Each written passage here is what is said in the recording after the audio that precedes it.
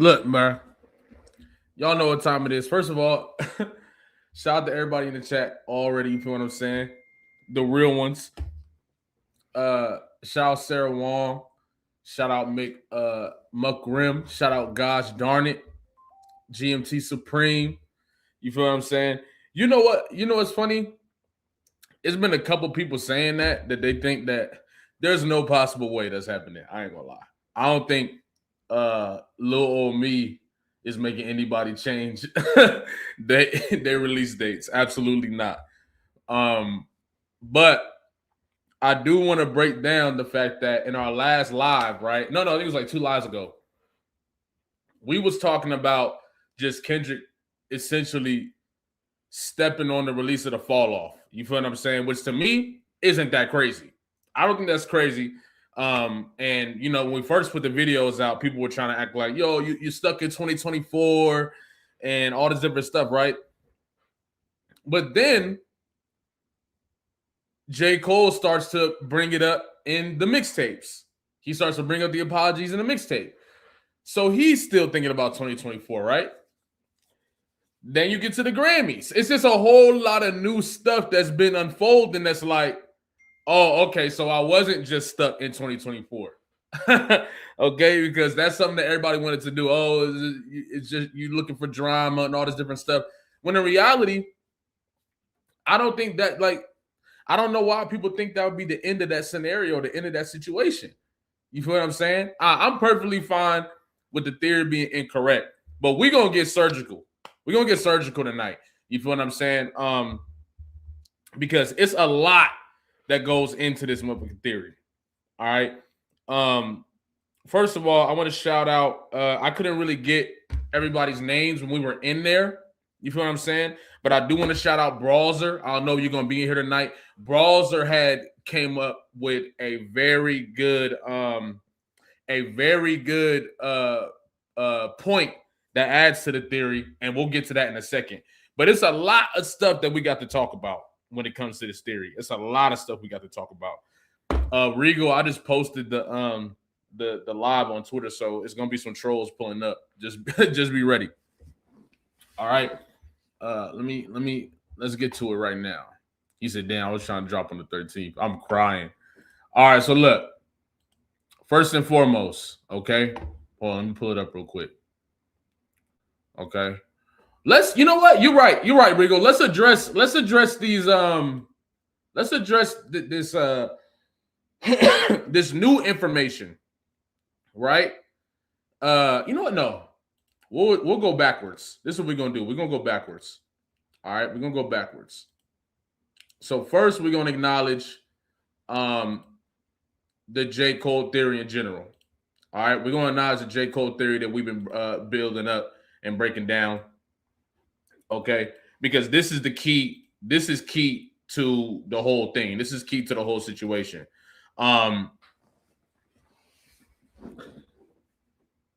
First and foremost, the theory is centered around the fact that Kendrick Lamar is not about to let J. Cole slide. That's the whole theory. The whole theory in general is that Kendrick Lamar is not going to let J. Cole slide. If you ain't familiar with these videos, go check them out after this live. But that's the essential premise of the theory, that I believe that Kendrick Lamar has been saying this whole time, right, since GNX, that he's not finna let J. Cole just walk out of here after everything that he's done. You feel what I'm saying? That's the theory. That's the first theory. What added to that was we started breaking down the Squabble Up music video, and the Squabble Up music video has a popular theory at the time, which was the balloons, right? He had the blue and pink balloons behind him, which represents a gender reveal. And there were rumors that J. Cole, not even rumors, he had it written on a sheet of paper that It's a Boy was going to be one of the projects that he ended up dropping. Okay, so he was talking about dropping It's a Boy. So the theory was that Kendrick Lamar was referencing him with those balloons, right? So, and you know, I'll pull it up right here. I think I got it somewhere in the video. I think it's right here. Okay, hold on. Right here. So if you look, you see the pink balloons, right? Blue and pink balloons. And that's supposed to represent the gender reveal, right? Because that's how people reveal the genders when they're trying to figure out what the child's gonna be. On top of this, he's reading a book called How to Be More Like Kendrick for Dummies, which I then break down in a video. Another thing that's been a knock to what I would say J. Cole is how consistently he is inspired by Kendrick's projects, right? So that's what we really end up getting to break down. When we first put this video out, people was not, y'all was rocking with it, but you go on Twitter, you post it on Twitter, and everybody has this, everybody has this like opinion that we stuck in 2024. That's the one thing that everybody kept saying. We stuck in 2024. You won't let it go until J. Cole drops the freestyles, right? And now everybody conveniently forgets that they were saying that. But J. Cole gets on there and it is talking about the apology. Not only that, right? He then goes on to announce the second picture of the project, right? And he goes on to say in the little in the paragraph or whatever, I don't know if y'all saw that, but he basically had a summary of what the project was going to be. And he said that in the second disc, he's going to be talking about the battle. That's what he said. He said there is a story that the algorithm is still stuck to that he is going to be talking about in the second disc. Okay? That's something to keep in mind. All right? Keep that in mind. Then, based on that, what we know for sure is that, of course, J. Cole is going to be giving everybody his perspective on everything that took place, which is similar to GNX. GNX is basically a timestamp in my perspective, right? And yeah, just like in the video, the board says everything means something, which from my perspective, he's telling whoever's watching, the audience, maybe even people he's trying to send a message to, whether it's J. Cole or whatever, that this is all purposeful. Everything we're doing is purposeful. Okay? Every single thing that we're doing is purposeful. All right? Now, the key as well, right? And this is where we start to get to the theory. This is where it should get hella interesting. All right? This is where it get hella interesting. If you notice, where is it at? Where is it at? Where is it at? Where is it at? Where is it at? Where is it at? Where is it at? Where is it at? Where is it at? It's right. You know what? We'll just do right here. So this is a double disc, right, by Nate Dogg. And during the video, Kendrick says on the floor, Brody won't go, but I know that he popping it. It was Wolf tickets on sale till I silenced it. Pipe down, young, these some whole other politics, right? At the same time that he's saying this, he starts flashing the double disc, the Nate Dogg double disc. What do we find out about J. Cole's release? It's a double disc. So initially, we was all thinking, okay, yeah, Kendrick about to come out with a double disc, boom, boom. But that might have just been one part of it. The whole other part of it is, what's it called? The fact that he might be referencing what J. Cole is going to do. Kendrick Lamar might be familiar and understanding what J. Cole is going to do, right? And this is why he flashes the double mixtape, the double project at the same time that he's talking about J. Cole. From my perspective, I do think that a lot of that stuff is for J. Cole. You feel what I'm saying? I think he got some shots at other people for a minute too, but I think that's for J. Cole.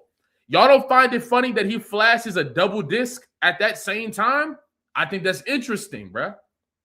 You feel what I'm saying? That's very interesting. So then, while we in the chat and we sitting there talking about it, this is where it gets interesting, okay? We realize, right? We realize February 13th this year falls on a Friday. Okay? February 13th of this year falls on a Friday. All right, that's key. That's extremely important. That's exactly 1 week after the fall off. And this was what when we was in the chat, somebody had brought this up. We was asking who it was, but we never got to figure out who it was. So I couldn't put their name in my notes. But that's where the gears started turning. And if you was in that chat, you was there, you know what we was doing, and we started breaking it down. Okay? So now that we got all that out the way, let's get to it. All right? Let's really break this down because I think this is the one. All right? Let's do this first. Now, the bodies, where's the bodies lyrics? I just had them pull it up. We gotta dissect the bodies lyrics. Because it kind of tells us what's going on. All right. 1 second. I don't know if y'all noticed, the bodies lyrics aren't on Genius no more. That's kind of interesting, but I couldn't find them. But they are on this site, so we're going to pull this up right here. All right. Give me 1 second. All right. Bodies. Okay. Let's get all this extra shit in the way, but y'all can see it. Okay. So let's break down these lyrics. Okay. Oh, it's called Deets. Okay, so that's probably what it's under. Okay. So peep this. I believe, right? And I'll state this first. This is the theory. I'll state the theory and then we'll break it down. I believe, right? And what we had curated in the chat was that Kendrick Lamar drops a double album February 13th. That's the theory. Kendrick Lamar drops a double album February 13th. Okay? And that's key information to understand. That's my perspective. That's the theory. It might not come true, but that's what theories are. You feel what I'm saying? I believe Kendrick drops the double album on the 13th, and that's what we was talking about in the chat. And when you look at these lyrics, it gets interesting, right? Reincarnated with love, my Gemini twin back powering up.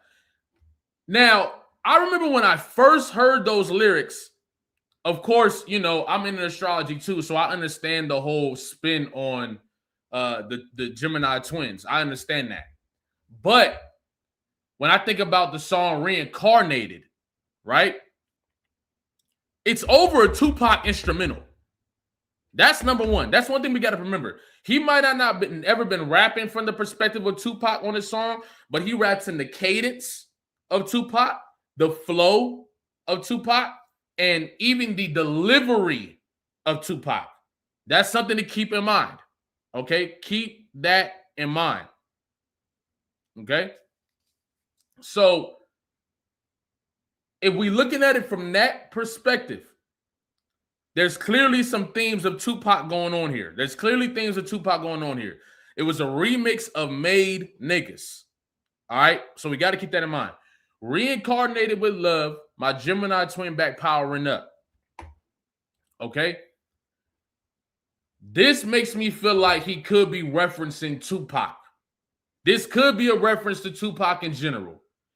Because then you go with no more handshakes and hugs. The energy only circulates through us, which is the energy that Death Row was on. It's the energy that Tupac and Death Row was on. If you listen to if you listen to Tupac like I do, that's kind of what it seems like. You feel what I'm saying? And that was the energy that they was going in.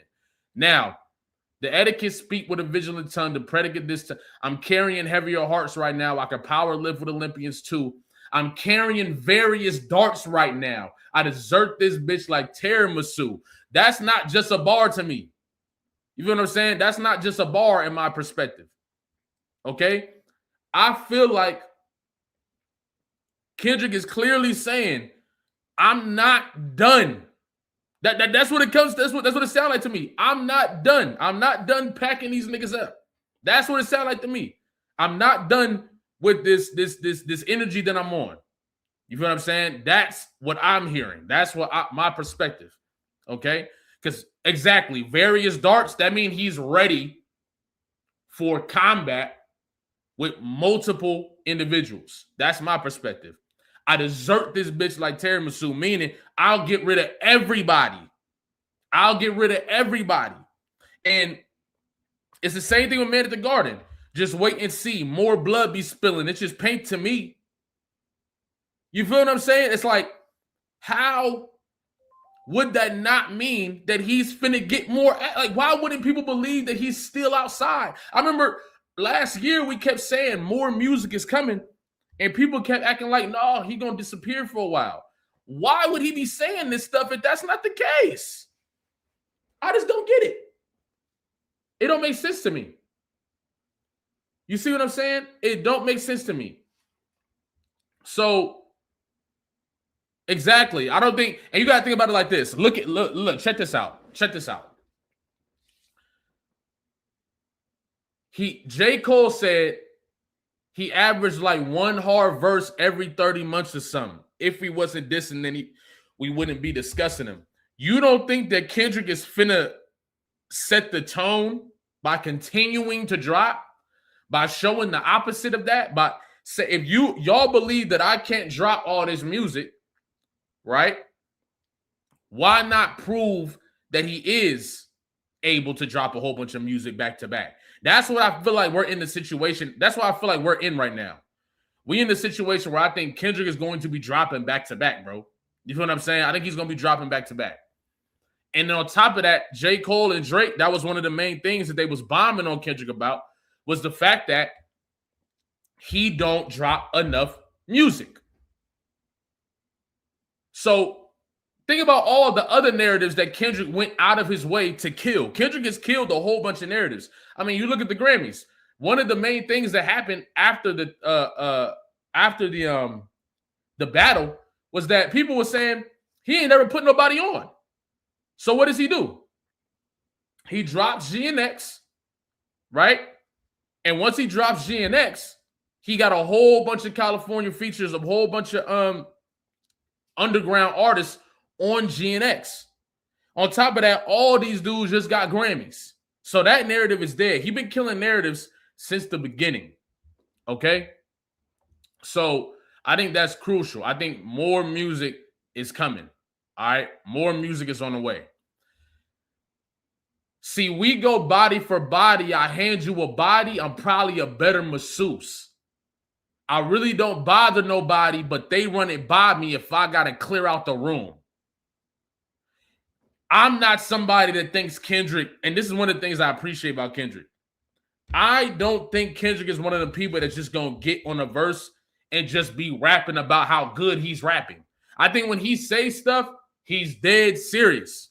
Like this isn't just, oh, he just rapping good. I don't think so. I think Kendrick is talking to somebody. And I think he's talking to J. Cole in the first two bars. Now, people might say I'm reaching, but wait. All right? What was J. Cole's main message in 7 Minute Drill? Your first shit was classic. Your last shit was tragic. Your second shit puts niggas to sleep, but they gassed it. Your third shit was massive, and that was your prime. What'd he say? I was trailing right behind. Now I just now hit mine.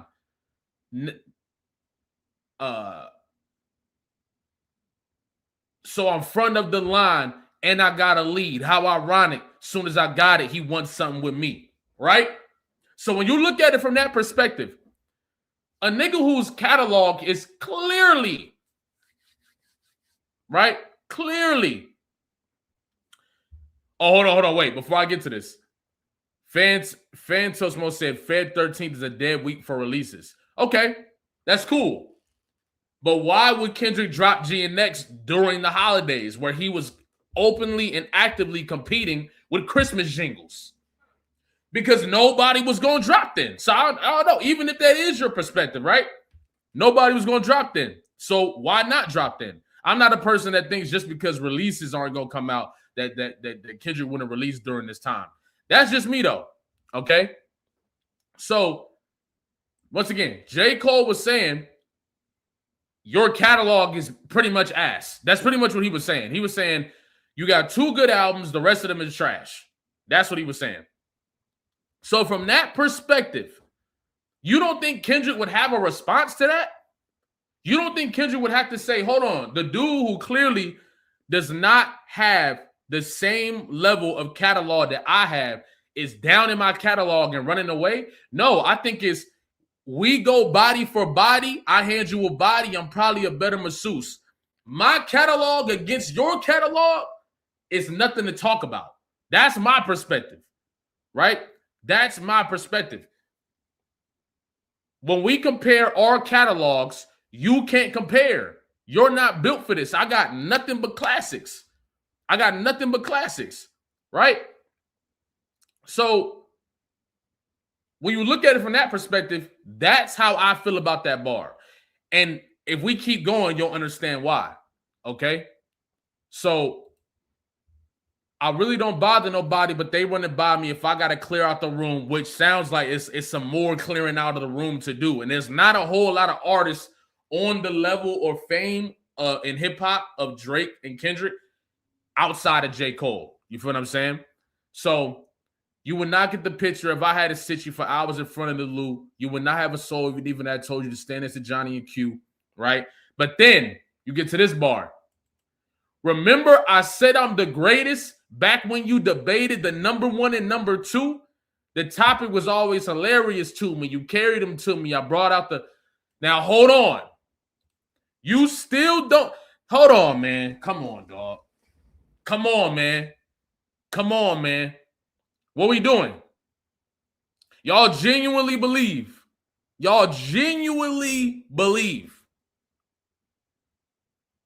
that Kendrick is not talking to them niggas? Come on, man.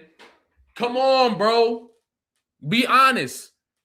They've been talking about, right, they debated on first-person shooter. Exactly. Really, it's just you and Cole. You feel what I'm saying? It's just you, whatever he said. It's just you and Cole. And then J. Cole said, what did J. Cole say? He said, they always argue the hardest MC. Is it K. Dot? Is it Aubrey or me? We the big three like we started a league, but right now I feel like Muhammad Ali. So when I look at it from that perspective, it's like, bro, how could he not be talking to J. Cole? Come on, man. Come on. Come on. You know what I'm saying? How could he not be talking to Cole here? Saying, remember I said I'm the greatest back when you debated the number 1 and number 2. He could be talking to the audience. That's cool too. But the fact that he stepped up and was like, say less, let's prove it. And he locked that in and then started whooping on him. This is what he's saying. He said, y'all used to debate it and I came outside and cooked all them niggas. One of them apologized. The other one got smoked. So the fact that y'all even debated it is crazy. But I also think he's talking to J. Cole, bro. Because you can't, right, stop Port Antonio, right? Then get back on the Blizzard freestyles talking about being the greatest and all the different stuff and not think you got to go battle. I just don't. And I'm not even saying that Kendrick go come out on some crazy shit. I think it could just simply be competition, regular competition. You think you better than me. You put out the narrative that you better than me. It's up in question right now. Think about it. If J. Cole retires after the fall off, there will always be a conversation of if J. Cole didn't back out, he could have beat Kendrick. That's always going to be a conversation. That's always going to be a conversation. If J. Cole didn't back out, he could have been Kendrick. That's always going to be a conversation. Unless we settle it right now. And I don't think Kendrick is of the, I don't know nobody. I don't know, I don't have no, nothing. So don't think that I do. I'm just theorizing like anybody else would be, right? I can't see a reality where Kendrick is going to let that just linger in the air when he's looking to be the greatest to ever do this. You see what I'm saying? Why would you allow somebody to walk away and have people think that he could have won a battle because he keep putting that narrative out there? You feel what I'm saying?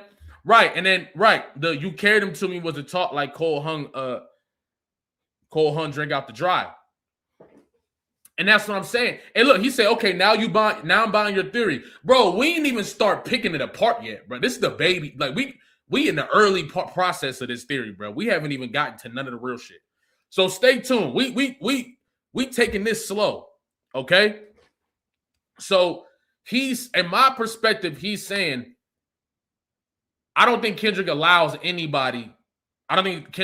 J. Cole to walk away with people thinking that he's the best or could have been the best. People always talk like, look at how people are talking. J. Cole dropped that Blizzard. People talking about, oh, J. Cole, the best lyricist of the three. And man, y'all know damn well J. Cole not a better lyricist than Kendrick Lamar. In what world? And people try to make it seem like I'm biased by saying that or whatever. That's what they're supposed to do. But if I really thought J. Cole was a better lyricist than Kendrick, I wouldn't get up here and act like he wasn't. Why? Why would I do that? That wouldn't make no sense. I would totally fine with people that I think there's a few, really plenty of better pure lyricists than Kendrick Lamar. I just think that Kendrick Lamar is extremely well-rounded. But I'm not going to be coming up here and trying to pretend like, oh, yeah, Kendrick better than J. Cole if I didn't genuinely think he was a better rapper. I wouldn't do that. I genuinely would not do that, for real. If you're confused about that, just know that now. I don't care how much I like an artist. I'm not going to get up there and say, oh, yeah, this nigga is better than this person just to say it. Just to say it. No, I genuinely think Kendrick is better. And I think that's clear. I think there's been evidence shown. I think Black Friday is clear. Black Friday is a clear example of how much better of a lyricist Kendrick is than J. Cole, bro. J. Cole has gotten better, but so has Kendrick. Okay? Now, J. Cole might have stepped up the technicalities of what he does, and I think that's what confuses people. People think that because Kendrick decides to stay away from being too complicated. Poor man's dreams. I know some rappers using big words to make their similes curve. My simplest shit be more pivotal. You feel what I'm saying? I don't think Kendrick focuses on the technical aspect as much as he once did. I think he focuses on the message more, right? And J. Cole has focused more on the technicalities. So I think because of that, people have become confused. People think that because J. Cole is now focusing on the technicalities, he's better than Kendrick. But what people don't understand is when you can have the technicalities and still deliver angles and messages simultaneously, which J. Cole can do. I'm not saying he can't. But in attack mode, if you listen to 7 Minute Drill, J. Cole's attack isn't really that great. He's not really good with offense. You feel what I'm saying? J. Cole's offense isn't great. I'm going to end up talking about this all day. So let's get back to this damn theory. Okay? But lastly, I'm just not one of the people that just gonna say something. Oh, I think Kendrick is better and not be able to break it down for you. It's a whole bunch of people on Twitter who gonna say something about what I gotta say, but they don't break none of their opinions down. They don't have all these Drake fans and all that. They don't break none of their opinions down with none of the science. I can really give you the science. I'm really in here creating advanced analytics for verses.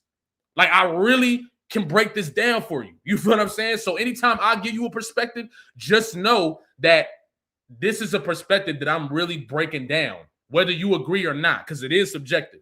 But I can break my opinion down. I just want to let you know I can break down my perspective. A lot of people cannot. All right? So here, I think this is clearly for J. Cole. You think you Muhammad Ali. You think you the one. You think you can really get it. You know what I'm saying? You think you can really get active, right?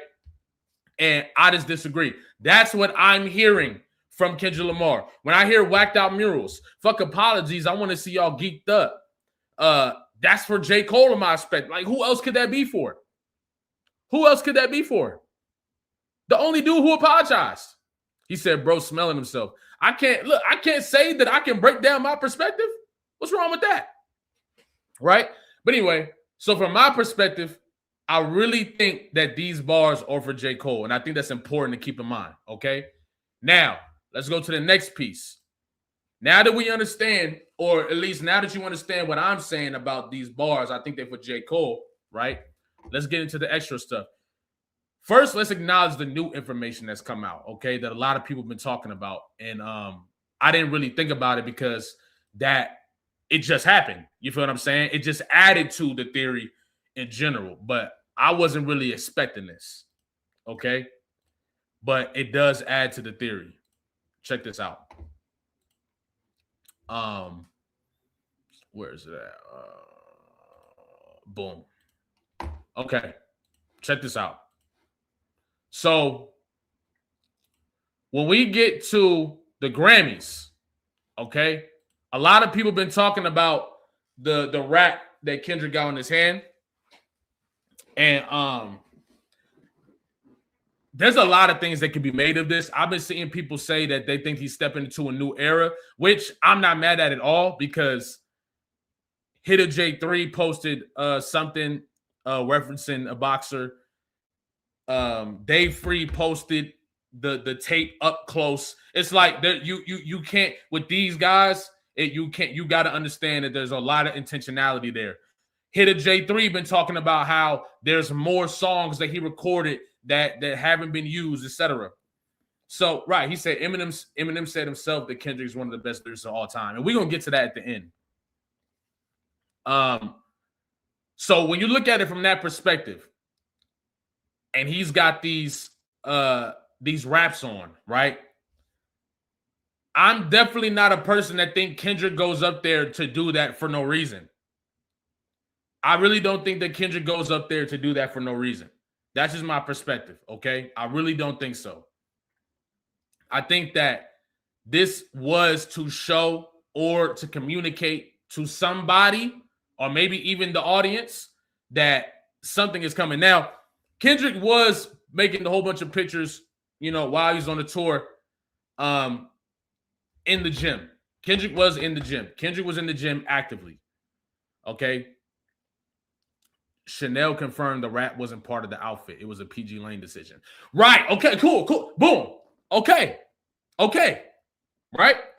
So Kendrick also has been posting a lot of pictures in the gym, a lot of boxing gyms, a lot of combat gyms in general, during the tour, before the tour, all of that, right? And I think that's something to keep in mind.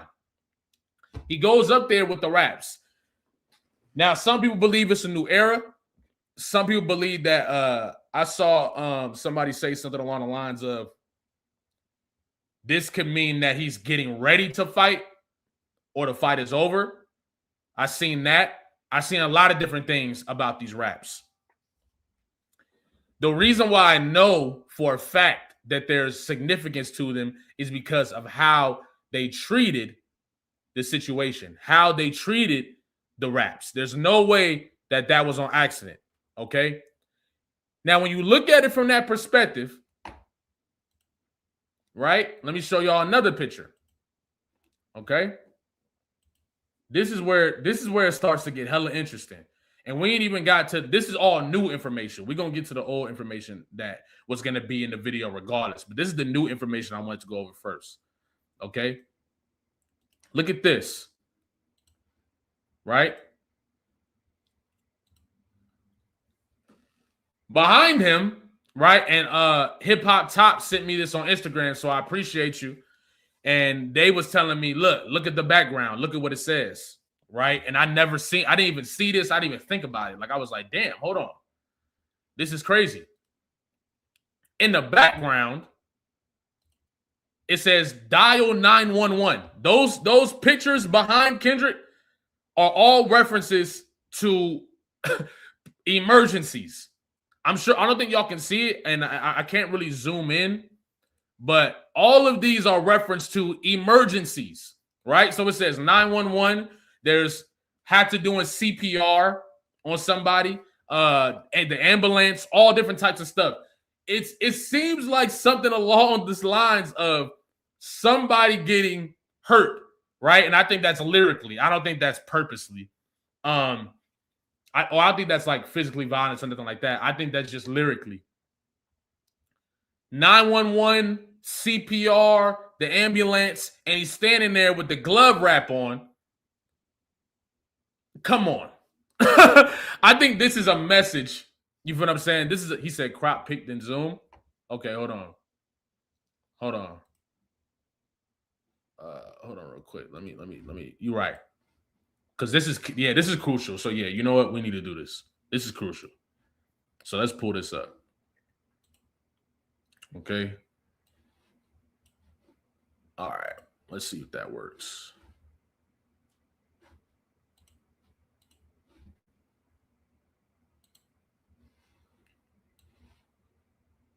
Hold on. Can y'all see? Let's see. 1 second.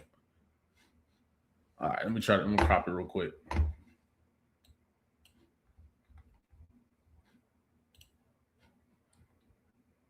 Okay. Yes. Here we go. All right. So let me pull this up now. Let me pull this up now. Check this out. Can I pull it up? Damn.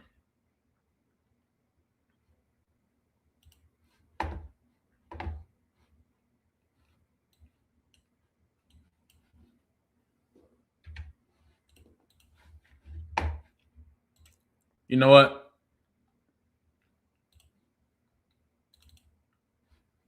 All right. Y'all just got to take this is gonna take a little too long. Y'all gonna have to take my word for it. I ain't gonna lie. I'll just read it to y'all.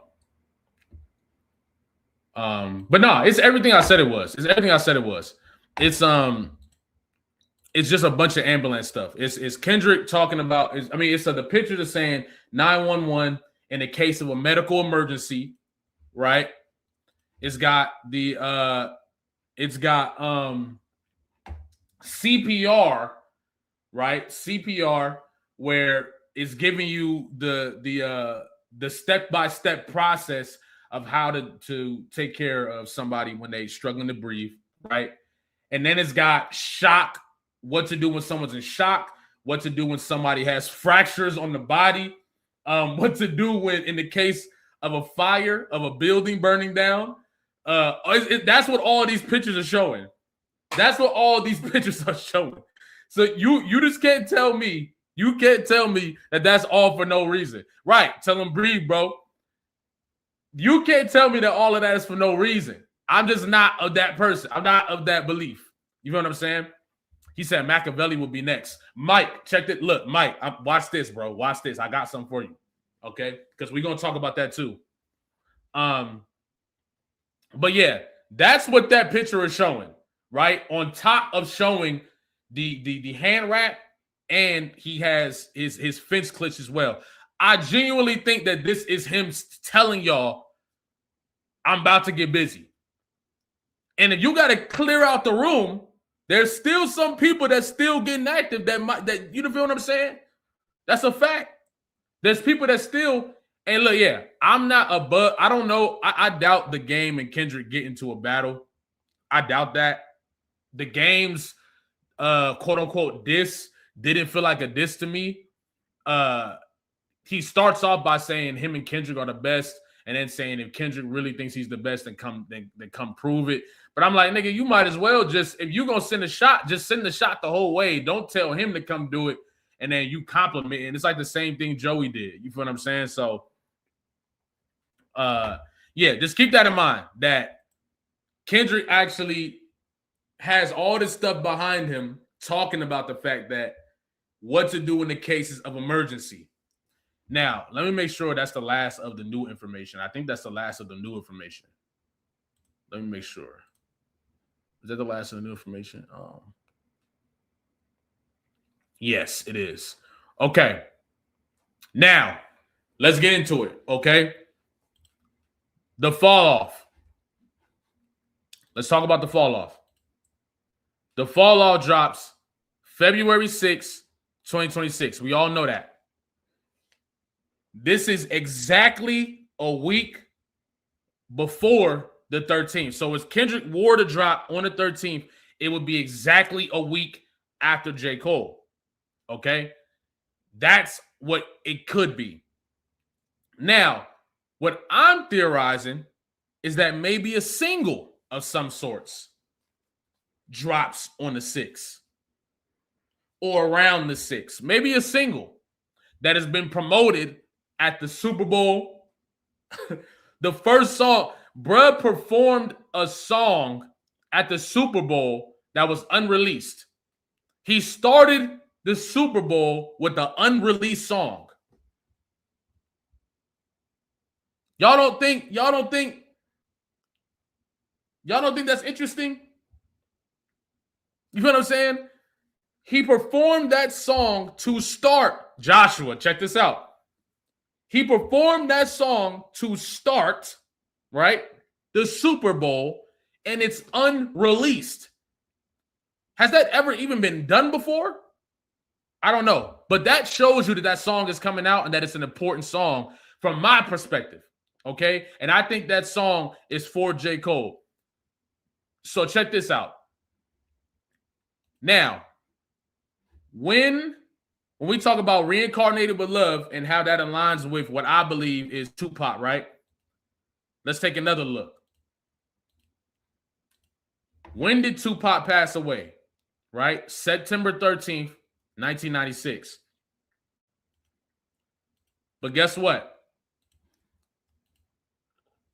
That was a Friday the 13th. Okay? That was a Friday the 13th. Tupac passed away on Friday the 13th. All right? Obviously, we all know there's multiple beliefs around the superstition of Friday the 13th. Some people believe it's good luck, a bad luck. Some people believe that it's more spiritually charged. There's a whole lot of different perspectives on Friday the 13th in general, right? He said, so look, if he died on Friday the 13th, right? Let's look at when All Eyez on Me dropped. Okay? When did All Eyez on Me drop? For anybody that don't know, right? And this is where this shit get crazy. Friday, February 13th, 1996. February 13th, 1996. Right? Wait, nah. Nintendo mental. There's no way that's true. If that's true, that's another piece, bro. There's no way that's true. There's no way that's true. Is that true? We're going to figure it out. All right? Hey, Phantomos, please feel free. Feel free to do that. Feel free. Anybody can clip this up. You can post it wherever you want. I don't mind. So, Tupac dropped All Eyez on Me February 13th, 1996. That's crucial information, okay, because it adds to the double disc idea. It adds to that Kendrick continues to debut this double disc, continues to hint at a potential double disc dropping, okay? So you got to keep that in mind. Tupac died on Friday the 13th. All Eyez on Me dropped February 13th, 1996, right? And hold on, let me check something out too, because let's check something out real quick. Let's see, because if this might be a little crazier. Hold on. 1996, February 13th. Right, okay. So when you look at it from that perspective, right? That's what adds to the idea that Kendrick Lamar can potentially drop on February 13th. All Eyez on Me is a double disc album. J. Cole is getting ready to drop a double disc album on February 6th. In my last theory, right, in the J. Cole video, Kendrick tried to warn J. Cole and Squabble Up. I said, well, I believe Kendrick is trying to communicate with J. Cole, which I don't know. I don't know about it. I'm just making a theory. He's communicating that I'm aware that you got a double disc on the way. I got my own double disc on the way. Okay? Initially, I was thinking, he could potentially drop this on the same day. But I don't know. Because after what somebody said in the chat saying February 13th, it probably would be interesting to drop it a week later. But we're going to get to that. If he's going to drop the albums a week later, then what would happen on the 6th, right? And we'll talk about that. But keep that in mind. So Tupac died on Friday the 13th. The album, All Eyez on Me, which is a double disc, dropped on February 13th. Okay? Now keep that in mind. Now this is where this shit get crazy. All right? This is where it get crazy. All right? The reason, or what people are saying, and I'm pretty sure this is true, right? The reason that J. Cole is dropping on February 6th, right, is because it's in reference to the nickname for his city, which is 2-6, right? So make sure and keep that in mind, all right? If that's the nickname and that's when he's going to drop, then, and that's the reason, which I'm pretty sure hella people been saying that's the reason. Then what would that be for 213? And this is when bro Brawzer, right? And I want to give him his credit.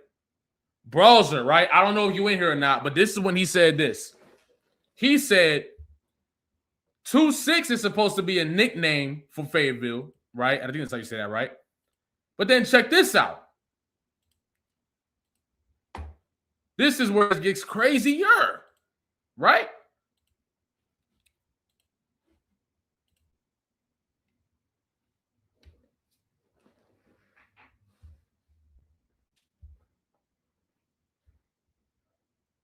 Come on, man. Come on, dog. Come on. What we doing? Come on. Like, look, I understand if you're not rocking with the 3, but the things we was putting together in that live the other day, look, this is hard to deny, bro. This is hard to deny. 213 is February 13th. Nate Dogg is exactly from 213. And look, right, 213 is a group with Warren G, Snoop, and Nate Dogg, right? And when he's talking about J. Cole, whose double disc project shows up in the goddamn video? Nate Dogg's. Come on, man. Come on, man. What we doing? What we doing, bro? What we doing?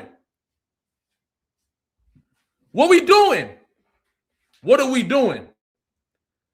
If J. Cole is using 2-6, right? In order to what's it called? If he was using 2-6 in order to reference his city, right? Which is 2-6. 213 is Friday the 13th, 2026. Now, y'all should already know. Kendrick has been referencing himself as the boogeyman.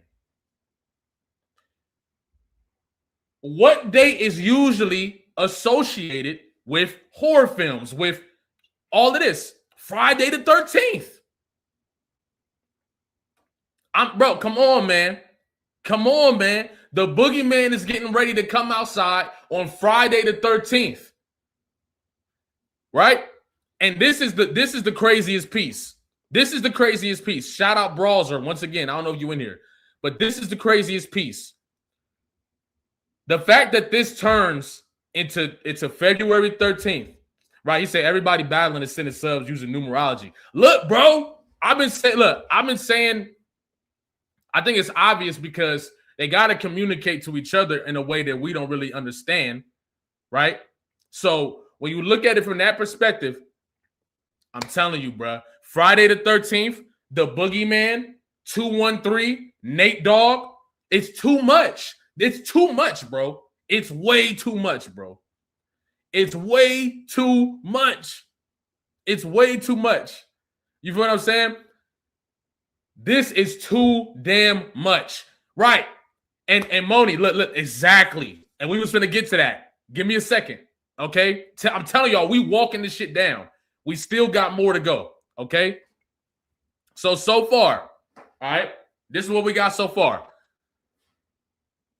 And also, y'all in the live, we got 830 people in here. It take 1 second to drop a like. It take 1 second to drop a like. Drop a like for your boy. It take a single second. Okay? Now check this out. I think that, when we look at GNX drop, and let me make sure I'm not mistaken before I say this. Let me make sure I'm not mistaken. GNX dropped the 22nd, right? Right. So GNX drops the 22nd, which is 11, 22, 24. 24 divided by 2, that's 12. So you're getting a whole bunch of, you feel what I'm saying? You see what's going on. Okay. February 13th would be similar because of 2026. 26 divided by 2, y'all see what's going on. Okay. Once again, 2, 13, 13, 13. Right? Now, this is the next piece. Okay. Oh, I was supposed to document what we got so far. So what we got is J. Cole is getting ready to drop a double album. Kendrick Lamar in his music video is posting the Nate Dogg double album while he's throwing bars at J. Cole. I think this is communicating to J. Cole, I'm on the way. You feel what I'm saying? Because of that, right? If you look at it from that perspective, when you put together the pieces of the 213 situation and it dropping on February 13th, which video was that? That's Kendrick Lamar. No, it's Squabble Up. If you're talking about the video I made, it's Squabble. It's Kendrick Lamar tried to warn J. Cole and Squabble Up. All right. But in Squabble Up, the bars that he's sending at J. Cole, from my perspective, as he's doing that, he's spinning the double album, the Nate Dogg double album. 213 is with Nate Dogg, Snoop, and you feel what I'm saying? So J. Cole is using 2-6, right, in order to make that happen. All right, he's using 2-6 to reference his city. If Kendrick Lamar is doing the same thing, that comes out to February 13th. All Eyez on Me dropped February 13th. All Eyez on Me dropped February 13th. Okay? Tupac died Friday the 13th. When we go back to Bodies, Reincarnated with Love, my Gemini twin back powering up.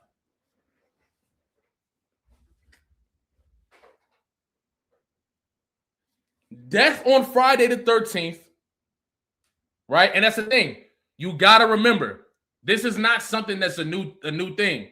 Tupac always talked about reincarnation. Tupac always talked about life, death, and reincarnation. The theories around Tupac returning. The theories around Tupac being alive somewhere in Cuba and all this different stuff. These are the things you got to think about when we talk about this theory. These are the things you got to remember when we talking about this theory. Okay? Now, that's what we got so far. And then we got the Bodies breakdown when we talking about, he says, we go body for body, I hand you a body, I'm probably a better masseuse. Not only does that sound like our catalogs, us comparing our catalogs, us comparing our catalogs, I'm different. I got classics. You feel what I'm saying? You talk down on my catalog, knowing that my catalog is better than yours. That's what I get from that project. Now, if we go body for body, I hand you a body. That seemed like if Kendrick does drop around the same time J. Cole dropped, what are we going to do? We're going to compare those projects. Head up. Exactly. Yep. A comparison going heads up. We're going to compare those projects and talk about who's better. Okay? That's how I'm seeing those bars. Right? So, boom. Give me a second. Now, we get to, now this is the crazy part. Okay? We also got to remember we are in the 250th anniversary of America. Okay, that's important to acknowledge. America's in its Saturn return, I believe. Right? So you get to All Eyez on Me. How many years ago did All Eyez on Me drop? How many years ago did All Eyez on Me drop? Check this out. 30 years ago. Friday the 13th this year is the 30th anniversary of All Eyez on Me.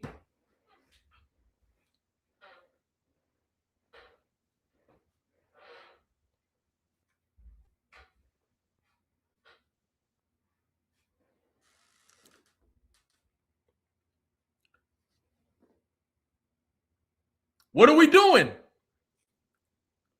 30 years ago, All Eyez on February 13th, 2026, All Eyez on Me will have dropped 30 years ago.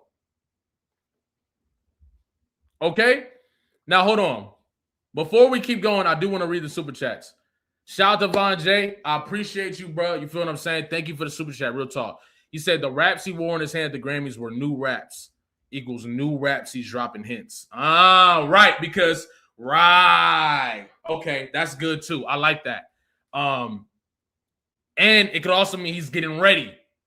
Right? Yeah, new raps, getting ready for combat, getting ready for whatever it is, getting ready for a fight. And the thing is, Hitta J3 had posted, I don't have the picture, but I'm pretty sure it was, I had seen it on Twitter. It was a boxer, and he was a light heavyweight champion, right? And that's essentially what Kendrick is right now. That's what Kendrick is right now. Kendrick is the champion of hip-hop right now, and that's why he's getting shot at. If he's looking at this from the perspective of being the champion and getting ready to box, right?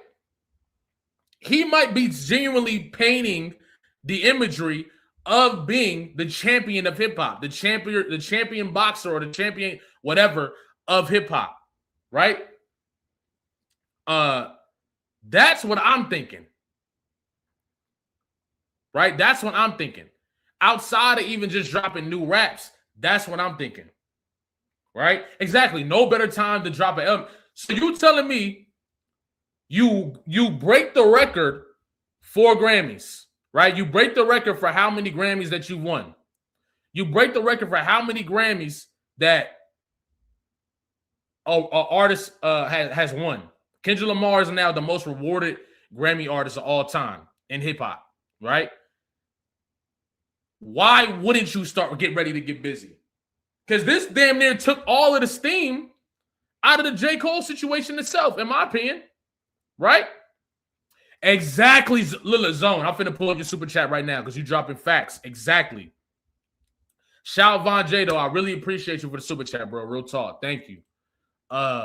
Zone Vanfic. He got 2 for me. That's love. He said, is that an elevator he's in? Call 911 if the elevator falls. That is interesting, too. I don't know, but that is interesting. Thank you for the super chat, bro. Real talk. I appreciate you. Now, this next one that you sent is what I want to talk about, okay? Because this is what I was saying in the theory that I dropped. Y'all got to go watch that after this, all right?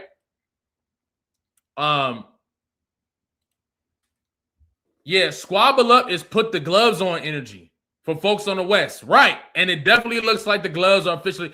Listen, bruh. Listen to what I'm saying, right? When I listen to Squabble Up, I don't feel like Kendrick just dropping a song to drop a song. I feel like he's telling somebody. He's telling somebody, bruh. It's time to get busy. Squabble up. Let's go. That's what I'm hearing. Squabble up. Let's get it. And I feel like he's talking to J. Cole. I'm not finna let you just talk all this shit, right? Because you got to think about it from this perspective. First of all, bro, 7-minute drill is it's not like, in my opinion, it's not good, but he's literally just trashing Kendrick's career. And I'm not saying you're not supposed to do that in a battle. Of course. Why not? Yeah, do that. I encourage you to. It's a battle. And you know what? I do want to make something specific too. J. Cole coming back and basically trying to clean everything up and boom, boom. That's what he's supposed to do. Now, don't confuse me not liking what J. Cole doing for me disagreeing in what he's doing if he's about to battle. I'm not mad at that. That's what you're supposed to do. You're supposed to get ready, gear up, boom, boom. Do what you're supposed to do. I'm not mad at that. My issue with J. Cole is him trying to pretend like he's not getting, or he really might not be getting ready. But him kind of pretending that he's not sending those shots. That's my only problem. Like, I'm not mad at J. Cole getting ready and being like, you know what? I did mess up. I apologize. Boom, boom. I'm finna get busy now. I'm finna get busy. I'm not mad at Cole for doing that. You feel what I'm saying? I'm not mad at that. Do what you're supposed to do. But what irritates me is just the acting like that's not what he's doing. You feel what I'm saying? That's the part where I'm like, come on, Cole. You feel what I'm saying? That's the only part I'm mad at. But Cole, do what you're supposed to do. If you feel like you want to get your get back, go get your get back. You feel what I'm saying? Go get it. I'm not going to be mad at it. Go get your get back. But at the same time, you got DJ Clue out here talking about, oh, why do people want to make it about drama? Like, come on, Clue, you know what's going on. You know what's going on, man. You feel what I'm saying? And he a legend. But come on, bro. You feel what I'm saying? So for me, it's like, it's really, yeah, come on, man. You got to be real here. I think J. Cole can get busy, and I'm not mad if you want to get busy, but just don't try to act like you're not trying to get busy. That's the only problem I have. If J. Cole would have came outside like, you know what, I did apologize, but what's up there, nigga? I'd have been like, yeah, hell yeah, for sure. You feel what I'm saying? But coming outside and just being like, I'm still the best. No, I don't like that. I don't like that. And a lot of people was mad about that when I first said it. I remember when Diss 2 came out and I wasn't allowed to say that. You know what I'm saying? Everybody was mad. But now, when that mixtape come out and he's still talking that shit, people understand what I'm saying now. You feel me? People understand where I'm coming from now. So with that in mind, right? I'm not mad if you about to get busy, but just make it, just be clear about that. Just be clear that you're trying to get busy, man. That's all. You feel me? But yeah, I think Squabble Up is for J. Cole and for a few other people. But like, I don't think even with the if it is all eyes on me, you got to think about no, we're going to talk about that later. I'm not going to bring that up yet. Dre Gott, thank you for the super chat. Real talk, that's love. You said 2 + 13 + 26 = 41. Cole's age he celebrated with Clue tape.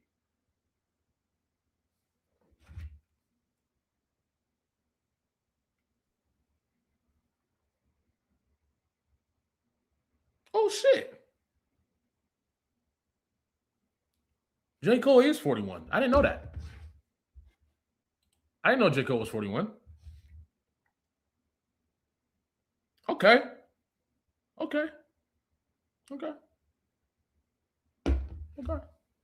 I love a good reach. I'm not mad at this at all. I love, you know what I'm saying? We in here, you know what I'm saying? We using our, you feel me? I'm not mad. I love a good reach. Whether that's true or not, I love that. 2 + 3 + 26. I love that. I'm not mad at that. I'm not mad at that at all. I appreciate you for the super chat, bro. Real talk.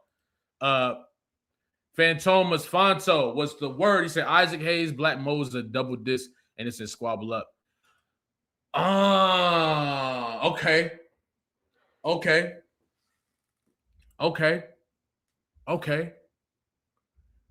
And I know that he was referencing multiple double disc in the track too. In the out, like, bro, this shit is clear as day, bro. It might not look.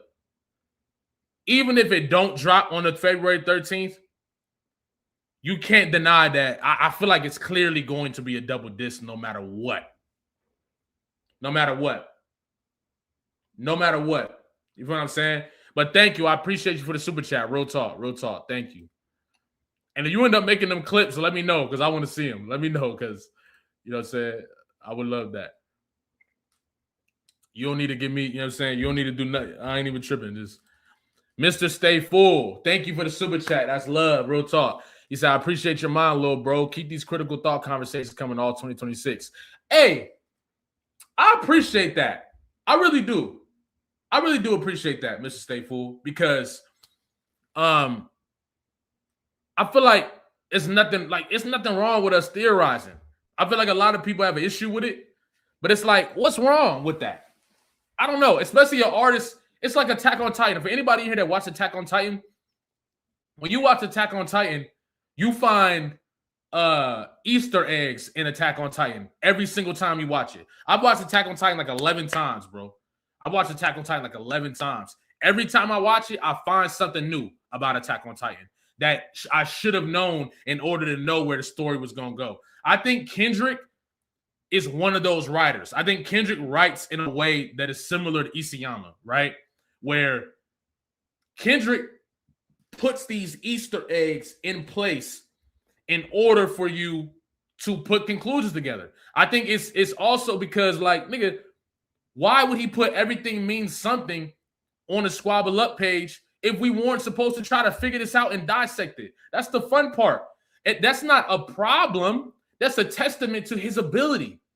You know what I'm saying? I feel like people, instead of saying, like, this is a testament to how complex and intentional Kendrick Lamar is with his music, people would rather just say that there's an issue with us theorizing. And I just feel like, me personally, I just feel like that's not fair because we're supposed to dissect layered art. You feel what I'm saying? So I do appreciate that. You feel what I'm saying? You said that. Thank you, bro. Real talk.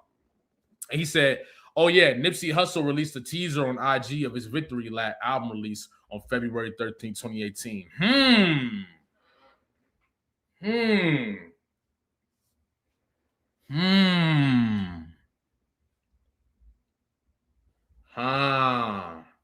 What if February 13th could be the preview to something, too, then? Who knows? Maybe it doesn't. Who knows? That's interesting. But that's got to count for something. That's got to count for something. But we're going to get to what I think Bodies really is in a second, right? But yeah, I appreciate you for the super chat. Real talk. Thank you. Lotus Hotel 2933. Thank you for the super chat. Much love, bro. You always in here too. It's wild that Kendrick is saying and doing things now that we won't be able to contextualize for another 10 years. Love the theories. Right. And that's a testament to his ability. I feel like we have no problem with this when it comes to shows like Attack on Titan and all the different stuff. Like, we love it when they do that, but it's like when a hip hop artist does it, it's like, no, you got to tone it down. Like, bro, think about how the way people talk about their favorite TV shows, or the way people talk about their favorite, like, you know what I'm saying? Like, we break this stuff down, but when it comes to hip hop, it's like we're supposed to have a cap on it, and I don't understand why that's the case. You know what I'm saying? But I appreciate you, Lotus Hotel, for real. That's love. He said, reflection internally. Tiramisu will be on the Fall Off featuring Kendrick. Now, I have thought of the fact that they could be because somebody was saying J. Cole has been the mole or whatever. I don't know if I believe that. I'm not opposed to it. But there is a reality where Bodies is the new first-person shooter. But I don't know. I don't know, though. I think that I'm going to stick to this for now. If they do something like that, that'd be crazy. That'd be hella crazy. That'd be the craziest flip like ever. But I really don't think that happens. I really don't think that that's the case. Because I feel like, why destroy each other? Like, why would J. Cole go out there and trash and build these narratives about bots on Kendrick and all the different stuff? I don't know. But let's do this. Thank you for the super chat reflections, though. I really appreciate you. Fantomos Fanto 8469. Thank you for the super chat. I appreciate you once again. He said Friday the 13th is also Jason Voorhees. Right. He's saying his Compton Jason Bodies is going to have a song called Crystal Lake on double disc. Hey, that'd be cool. That'd be interesting. I really do like the theme of Friday the 13th ended up being the boogeyman thing. I remember when we was all wondering if Kendrick was going to drop on Halloween, right? But I think Friday the 13th with that type of thing would be absolutely crazy. It'd be absolutely crazy. I appreciate you for the super chat, bro. Real talk. Now,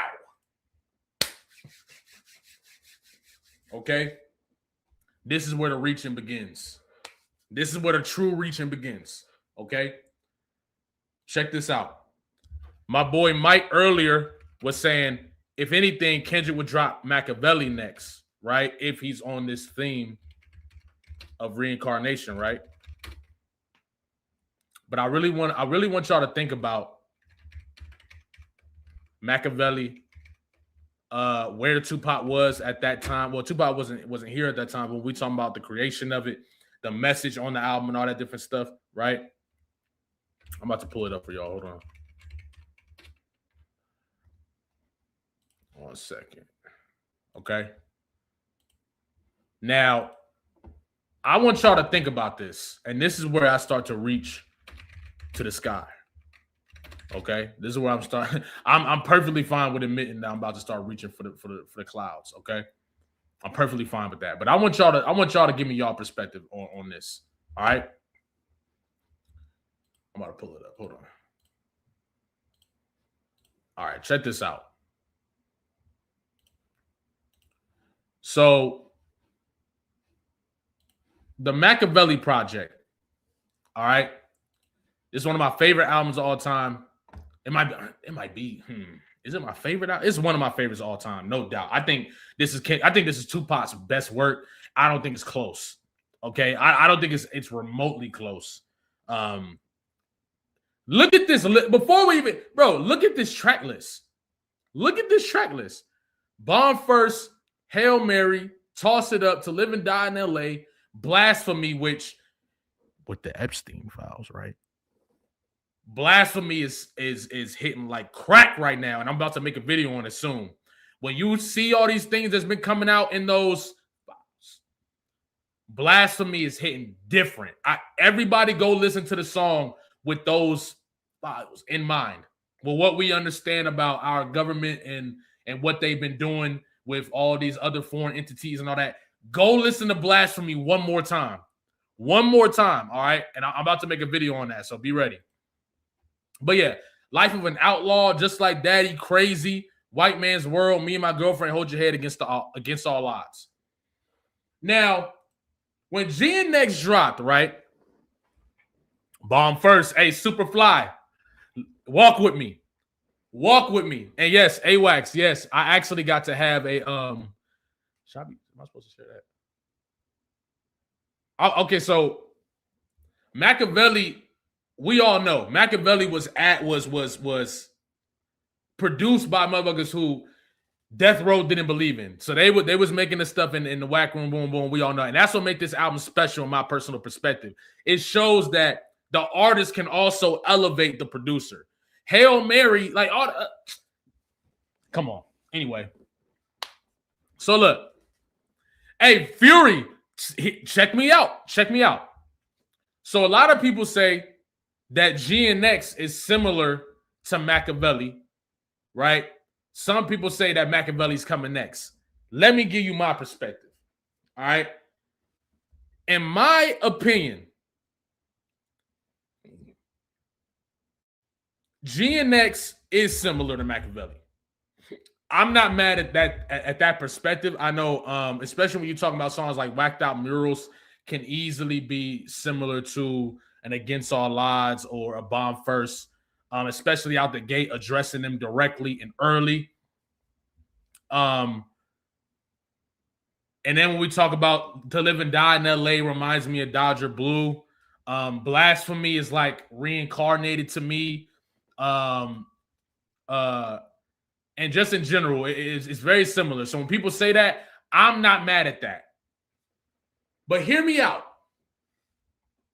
Okay? Hear me out. What if it's backwards? Right? What if it's backwards?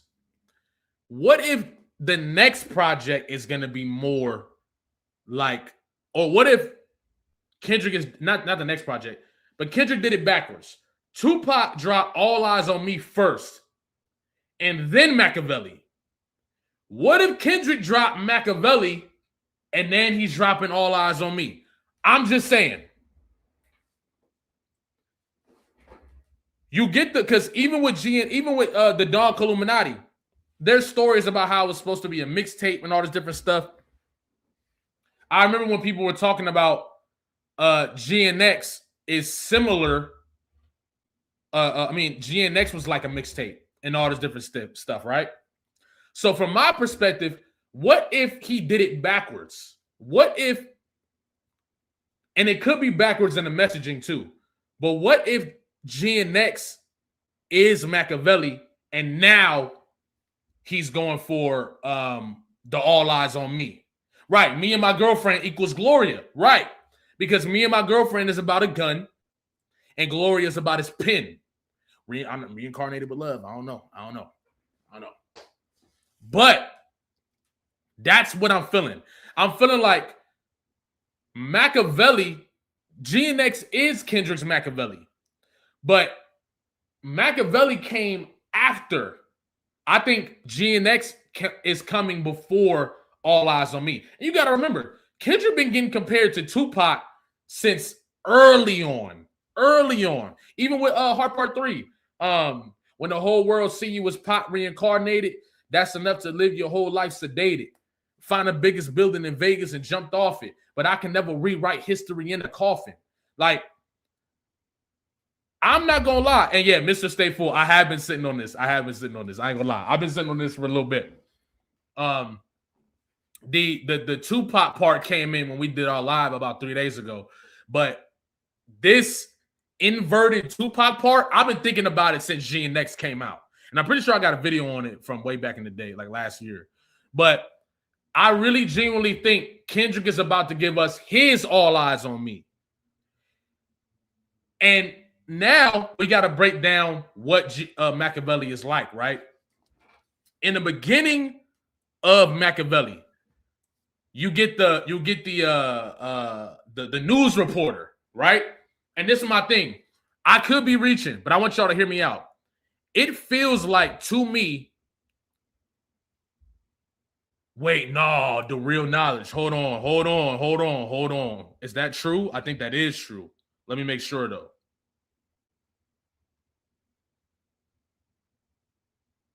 This is why I did it live, because I know y'all was gonna be able to hold on, man.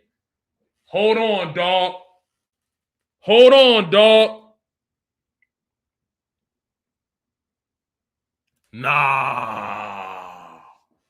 Nah. Hold on. Hold on, man. We on to something.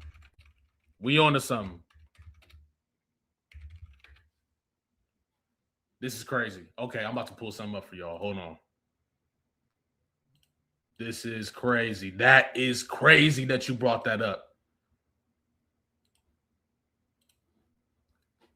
So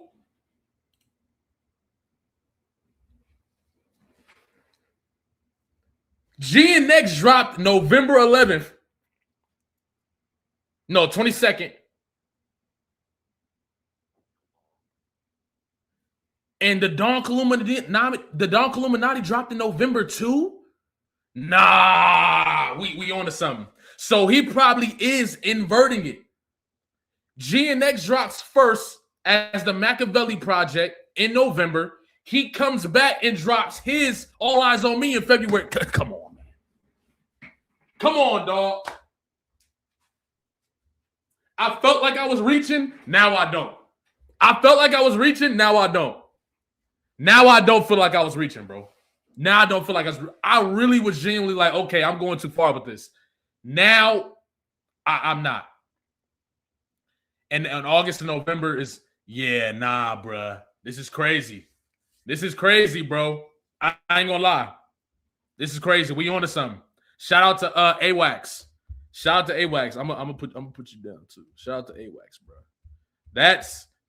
I didn't even peep that, because I've been thinking that Kendrick was doing this in an inverted way, but I didn't know or put two and two together that this dropped in November, bro. What? Bruh. Nah, bro. This is crazy, bro. Hold on, I'm typing it down real quick, because I am gonna make soon. I'm gonna make a constructed video to break this all down. I'm gonna make sure I give y'all propers too. Everybody that's adding on to it, you'll definitely get your propers. Okay. Okay, so now I don't think I'm reaching. You just gave me way more confidence in this part. You just gave me way more confidence in this. Because I feel like I didn't have nothing to really break it down. But now this makes sense, bro. If Kendrick is going the inverted route, you do drop Machiavelli first, right? Oh my goodness. All right, now check this out. Now that you said that, what I'm about to say makes even more sense. It makes even more sense, okay? So initially, right, when you think about Bomb First, what's the first thing that comes up? Okay? What's the first thing that comes up? It says that it's the news article, it's the news report, which I think by Tupac was absolutely genius. He took all the narratives that were being put and he created his own. It's genius. But anyway, in the beginning, they say the ever controversial Tupac Shakur, basically is saying that I can't remember everything he says, but essentially the dude that's speaking is saying that he's explaining Kendrick Lamar's current situation. I was just thinking about this earlier. I thought about that before, but it makes even more sense now. He's explaining Kendrick Lamar's current situation, right? And he names a list of artists that's currently coming together to assassinate the character of Tupac Shakur. When you really break it down, that's exactly Kendrick Lamar's situation right now, right? And he even says something along the lines of that people are getting prepared, right? And he's wiping out what he say? You know what? No, I gotta listen to this real quick. Let me put my headphones on real quick and play this so I can reiterate this to y'all without getting this shit clipped. Because it's crucial that I had to get this to y'all the right way. Because this part is so crucial. Okay? They're quite literally explaining Kendrick's exact situation. Even when Tupac starts speaking, it's similar to Kendrick's exact situation, bro. All right? So I'm going to play this in my earphones real quick so we don't get clipped. And then I'm going to reiterate it to y'all. All right? Check this out, though. So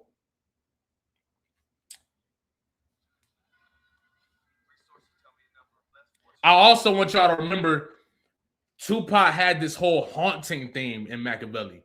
That's a haunting album. It's a haunting album. He got the bells playing in the background the same way the bells are playing in Euphoria. And I ain't gonna lie, y'all. So he says, right? He says,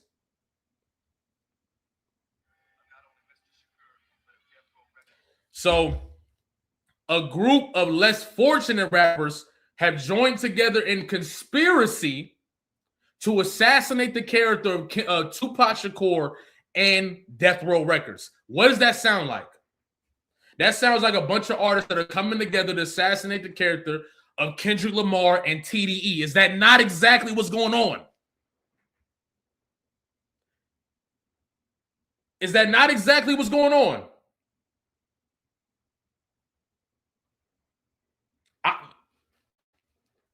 I'm just saying. Now look, let me keep playing it. Inner tone. You hear me, right? That Nick, bro, he been setting Easter eggs since back then, getting ready. I believe getting ready for this moment. I could be reaching, but listen.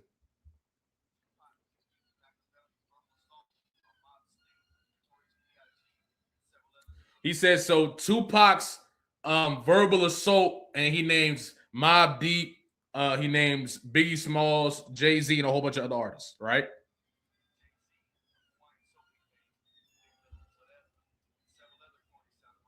Right.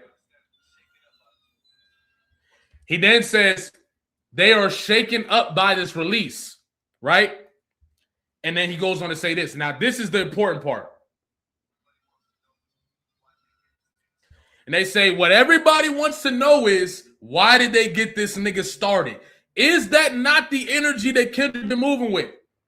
Think about all the different people, right? Think about all the different people that have been speaking on Kendrick since the battle. It's similar to when Kendrick had bombed on Biggie Smalls and them, right? It wasn't for everybody, but everybody started getting involved.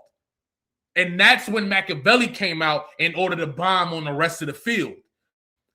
Kendrick's about to do the same thing, but with the double album. You see what I'm saying? Hey, shout out Baby OG. What's the word? Oh, yeah. Facts. Much love, bro. Matter of fact, we'll talk about that later. But if you look at it from that perspective, this is exactly what's going on. Just like all the names out there that they named, you still got names for Kendrick. You got The Game, you got Drake, you got the whole, 21 and all the Young Thug. It's a whole bunch of different names. You feel what I'm saying?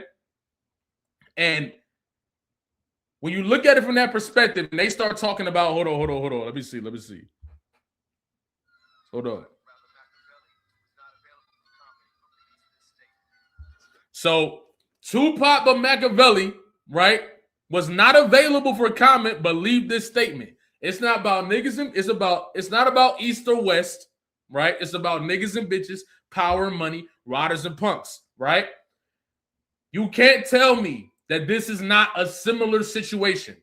You can't tell me when we talk about the split that we've been talking about all year. The split, the shift, not the split. We've been talking about it all year. There is clearly a shift in hip-hop, and there are multiple sides that people fall on, right? I believe that this has been a year, and when we look at, hey, stop saying that, bro. But when we look at the first stream, right, the first stream that we did of the year, what are we talking about? We said that it's going to be war in 2026. That was a stream that we said 2026 feels like the year that the empire tries to strike back.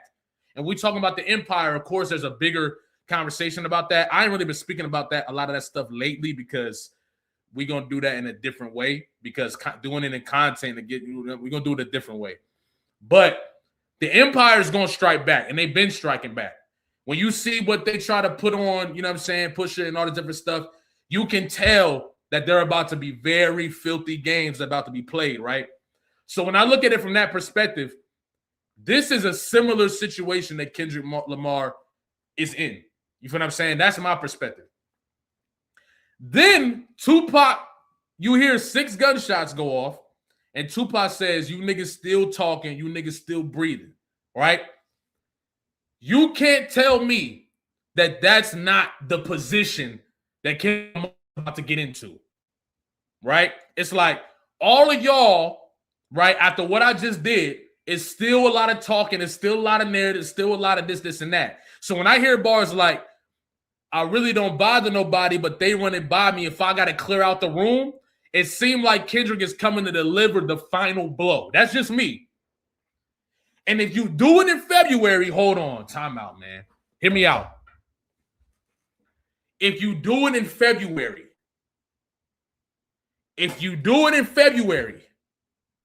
you clear out the room for March, which is what we theorize. Doechii could be potentially coming out. Baby Keem could be potentially coming out. If you clear the room, so to say, you now open up the doors to flood the gates. Baby Keem, Doechii, J-Rock, even more TDE. I know Zay Rashad probably coming. You feel what I'm saying? You open the doors for no interference. You open the doors for no extra right? So when I look at it from that perspective, they're in similar positions. If you clear out the field this month, there's no interruptions for the takeover. That's how I'm looking at it. Even when we look at it from the perspective of when I do my Sunday videos, right?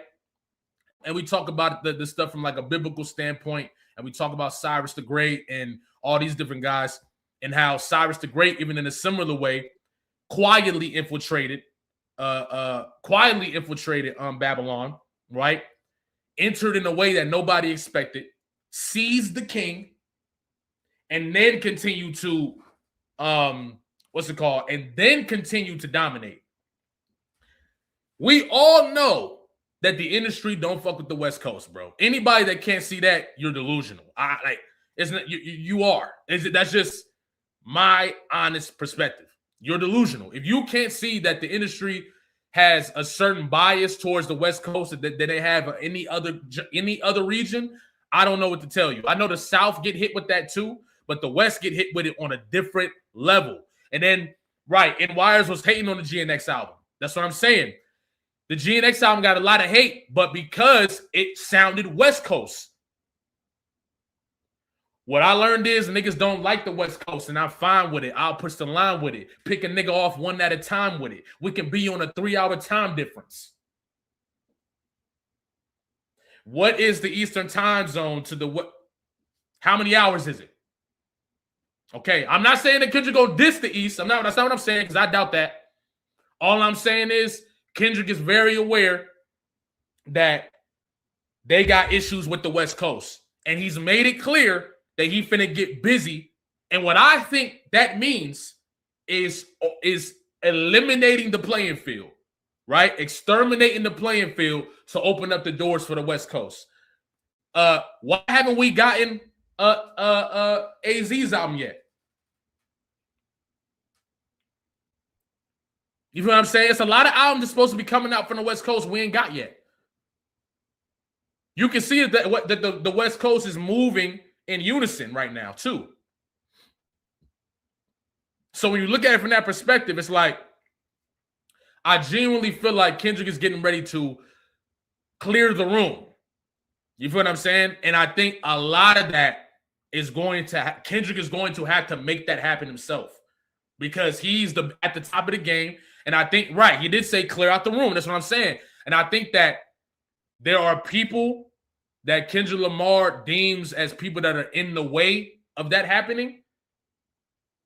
And I ain't gonna lie. That's what I think Bodies is about.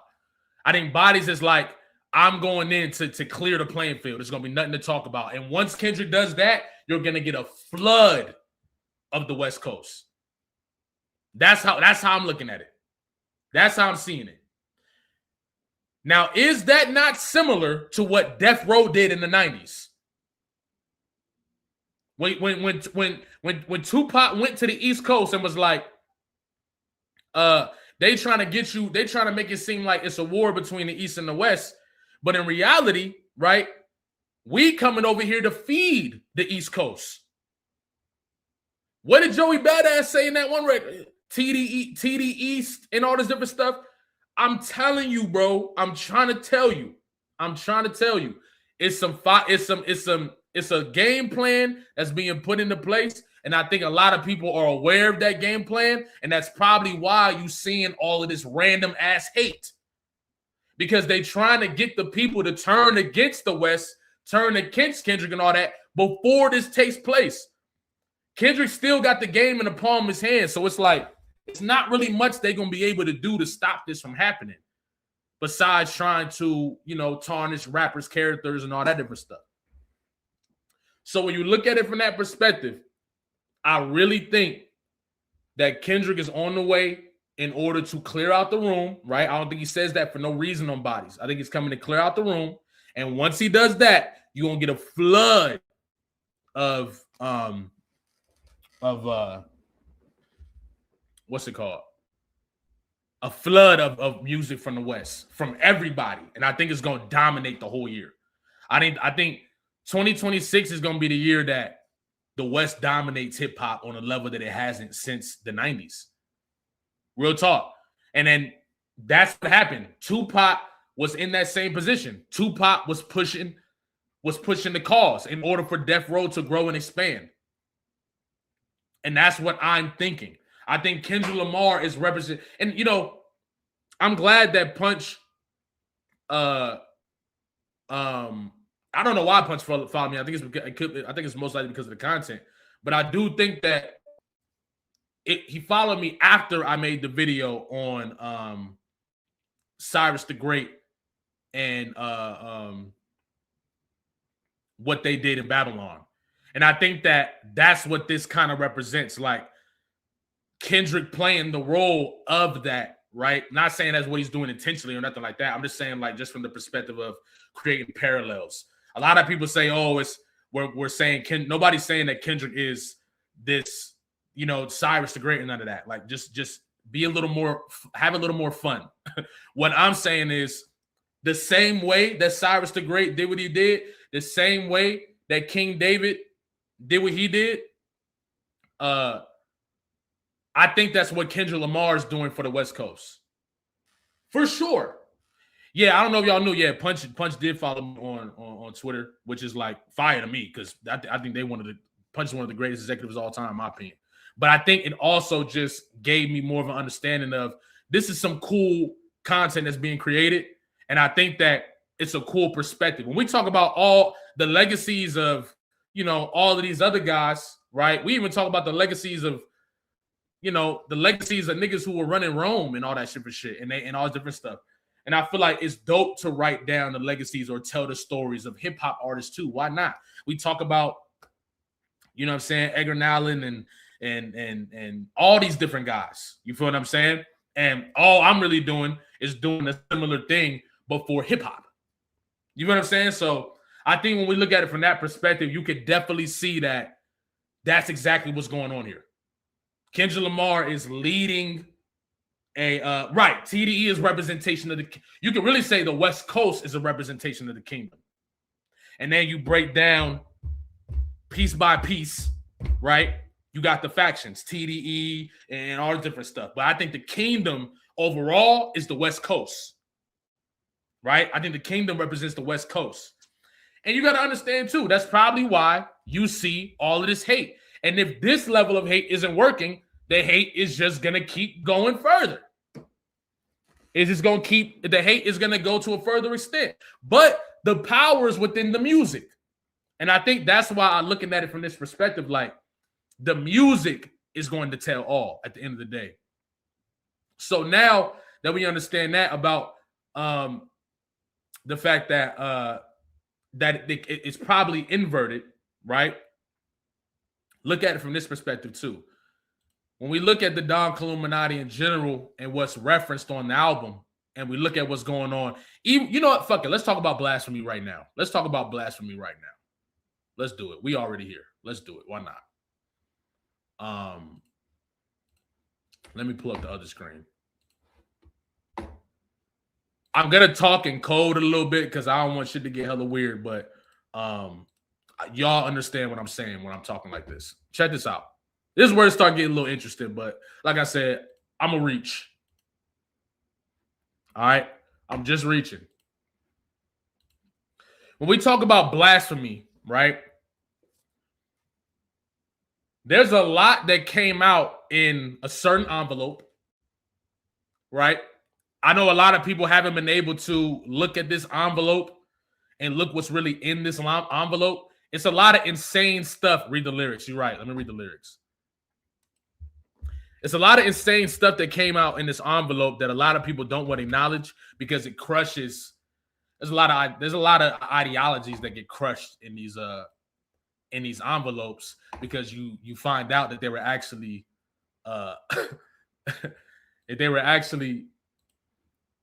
supposed to represent and push the narrative of a certain state of quote unquote chosen individuals. So let's look at these lyrics. All right, and think about it in the context of today, right? Think about it in the context of what's going on today. No, I'm not talking about Dre and Puffy, even though that's crazy too, because that's kind of what Kendrick did with Drake. But we'll talk about that in a second. Check this out. This is, them talking about, there was a preacher, I believe, that was given This Week in Bible Prophecy, and it's in this deep voice. And it's basically saying God has a plan. The Bible unfolds that wonderful plan, all this different stuff, right? Tupac then goes on to say, don't start that blasphemy in here. Machiavelli, the new breed, the new word, which in my perspective is the new religion. When you understand the role that religion plays in controlling our societies, right? If you're able to understand how that plays a role in the things that we believe and the things that we allow and the things that we excuse, you start to realize what I think Tupac realized is I can create this same level of understanding for my people, right? I can create the same level of understanding for my people. So I think what Tupac was doing, and then you got to think about it from the perspective of the three-letter organization and what they were fearful of. Locomotion. Talk to me. Give me a second. Give me a second. Okay? Give me a second. That's why I was saying earlier that reincarnated is kind of like blasphemy, but hear me out. When you look at it from the perspective of what's it called? That you can really create the word for your people in general, you start to look at blasphemy, and this is what it's and it gives you a different perspective, right? So the new word, follow me. Remember what my pops told me. What did that what was that three-letter organization most fearful of, right? That three-letter organization was most fearful of a black messiah, right? So if you already know that you are going to die, which is in Tupac's case, right? What do? You might as well prop yourself, right, in that position in order to become that once you pass. The reincarnation is the new music that comes out after Tupac passes. That's my perspective. I could be reaching. That's how I feel, right? My family tree consists of drug dealers, thugs, and killers struggling, known to hustle, screaming their feelings. I got advice from my father. All he told me was this: get off your ass if you plan to be rich. There's 10 rules to the game, the 10 commandments, but I share with you 2, right? And hold on, let me get, hold on, check this out.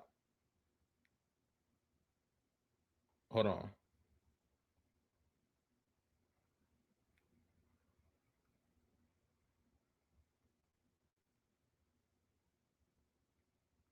Check this out. Okay. So, there's 10 rules to the game, but I share with you 2. Okay. In my perspective, 10 commandments. No, niggas gonna hate you for whatever you do. Now, hold on, I'm about to bring this back. Hear me out. Now, rule 1, get your cash on, MOB. That's money over because they breed in V. Now, rule 2, it's a hard one. Watch for phonies. Keep your enemies close and nigga watch your homies. It seemed a little unimportant when he told me I smiled. Picture jewels being handed to an innocent child. What does this sound like to you? What does that sound like to you? Right? What do you say?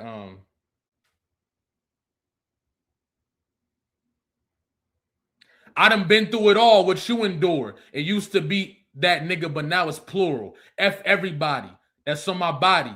My blick first, then God got me. I watch him panel with the black. I pay homage. Right, yes. I pay homage and I always mind my business. I never lost who I am for a rap image. It's motivation if you wonder how I did it. Yeah, nigga. Going up your rank. Know you a god even when they say you ain't. What that sound like? Niggas gonna hate you for whatever you do.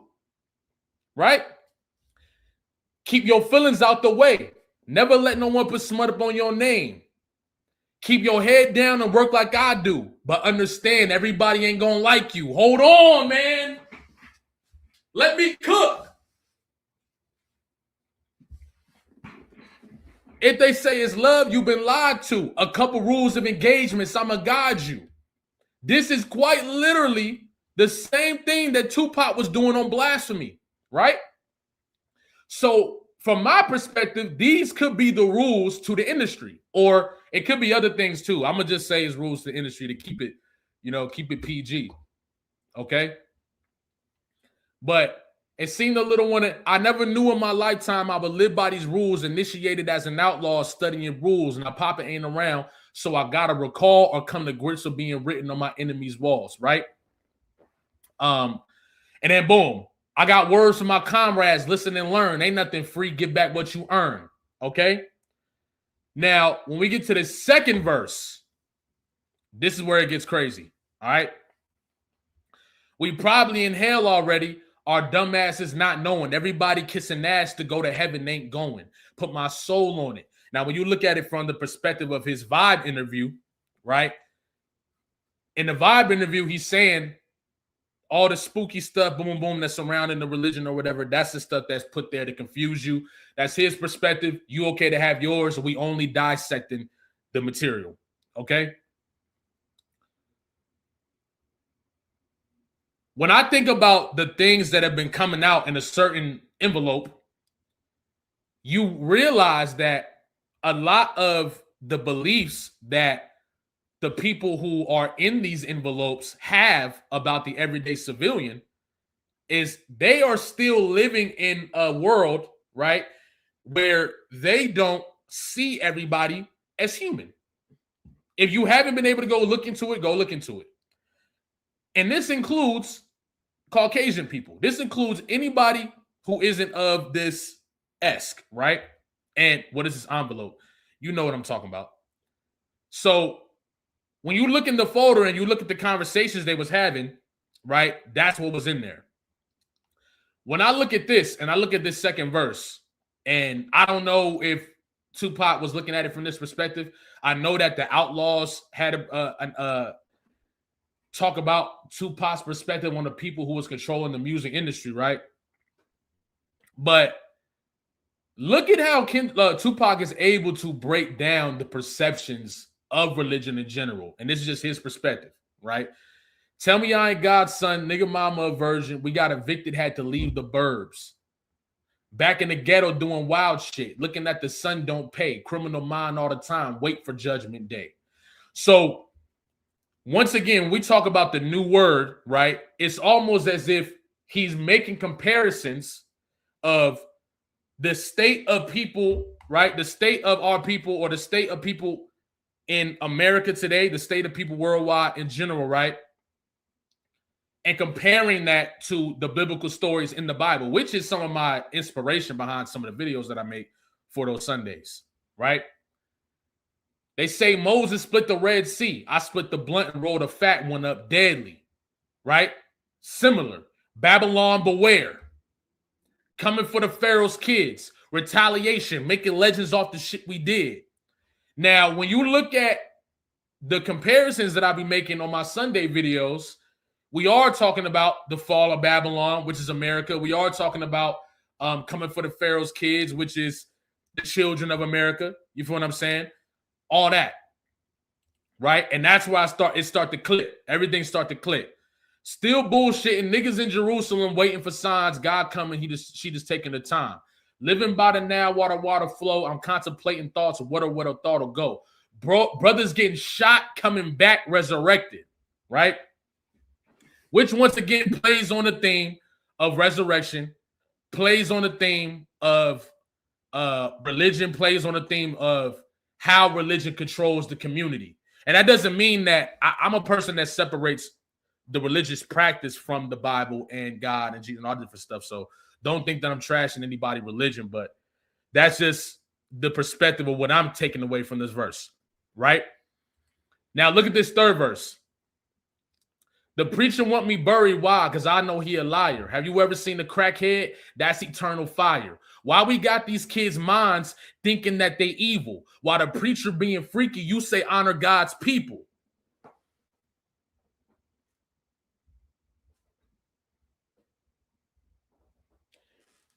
If you've seen what's in that envelope, is that not exactly what's in there? The same exact people in her tone, listen to me. Look, the same exact people in these files, right, are talking, or are the same people who publicly will speak on morality, will speak on, right, Regal. It's a combination of multiple things. I feel like the verse is all, and I'm going to get to that right now. But it's a combination of what he's talking about you can really see what's going on in them in them envelopes, right? The same people that are in there are the same people who are publicly trying to push the morality on the people, right? But are behind the scenes doing some whole other You feel me? Should we cry when the Pope die? My request. We should cry if they cry when we buried Malcolm X. So to give all this props to these figures like the Pope, etc., boom, boom, but not get that same thing for our figures is backwards. That's what I hear in that bar. Tell me if I'm wrong. Is God just another cop waiting to beat my ass if I don't go pop? Memories of a pastime giving up cash to the leaders knowing damn well they ain't gonna feed us. In my brain, how can you explain time in BC? It's hard enough to live now in these times of greed. How are you able to so accurately explain everything that was going on in the Bible to people as if it's fact, and we barely able to get through our issues today? Right? And Diego, we are, that's the truth. That's not even, you don't gotta, you shouldn't get crucified for the truth. But when you look at it from that perspective, right? It's the same thing with the church. Tupac is criticizing the church in these bars, which is you can't be doing in these songs. There's a few things you can't be doing in these songs. Criticizing the church openly in this way and talking about the war. That's one thing that they're not going to allow. They're not going to allow you to get none of that shit off. Okay? They say Jesus is a con man. Well, he should understand times in his crime land, right? The empathy. My Thug Nation. And really, when you think about it, they continuously push this message as if Jesus condemns those who don't look like, they speak it against these nationalists, these Christian nationalists, as if the opposite of what Jesus was is the projects, the prostitutes, the pimps, the thieves, all this different stuff. When if you break down the story, Jesus himself was somebody who went to these people and then was able to shine the light in these people, right? And that's the power of Jesus. I leave this and hope God see my heart is pure. And when you think about everything that Tupac rapped about, from his regrets of the things that he did and all that different stuff, that message is super key. Even as a kid, I didn't understand, but I knew eventually I would understand. And I feel like I do today when I hear, I leave this and hope God see my heart is pure. I hope that leaving this and leaving this truth, going against what I believe is this establishment, all different stuff, lets God know that my heart really is pure, regardless of the things that I've done. That's my perspective of what this represents. And even the hook, enough of them that steal in the name of the Lord, them would tell enough lie, but holding my bird in the cloud, using the name of the Lord in vain while the people in the ghetto feel enough pain, right? So making money off the church, making money off the word, making money off the religion, making money off of this different stuff, and then leaving the people in and this is worldwide. I don't even think this is just America, worldwide. Leaving the people who are suffering to suffer with themselves. You're not taking what you're being given, right, by the people who believe in this word and then giving it to the world. You're using it to dominate the world. When really this word is for the people who don't have, for the people who are spiritually conflicted, for the people who are, right? And that's my take on blasphemy, is that he's rewriting the word. Okay? Not saying he's literally rewriting the word, but the way that the word has been conflicted, the way that the word has been used in order to dominate, he's breaking the word down. That's my take on blasphemy. Now let's get the reincarnated. All right, now that we broke all that down, let's get the reincarnated. Okay? Check this out. I know we've been having conversations about reincarnated, it being like, you know what I mean?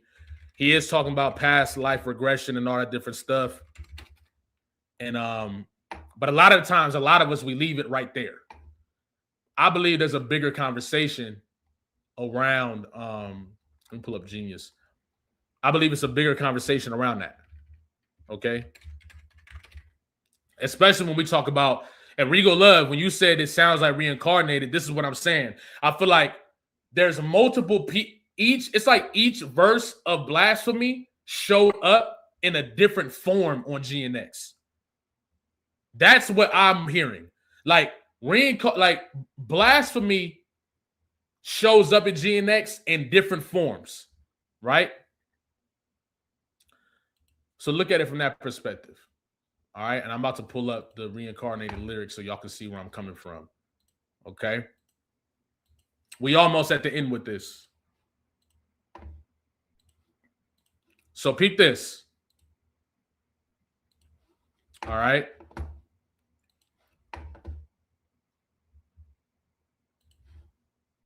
Let's get this off the screen. Okay.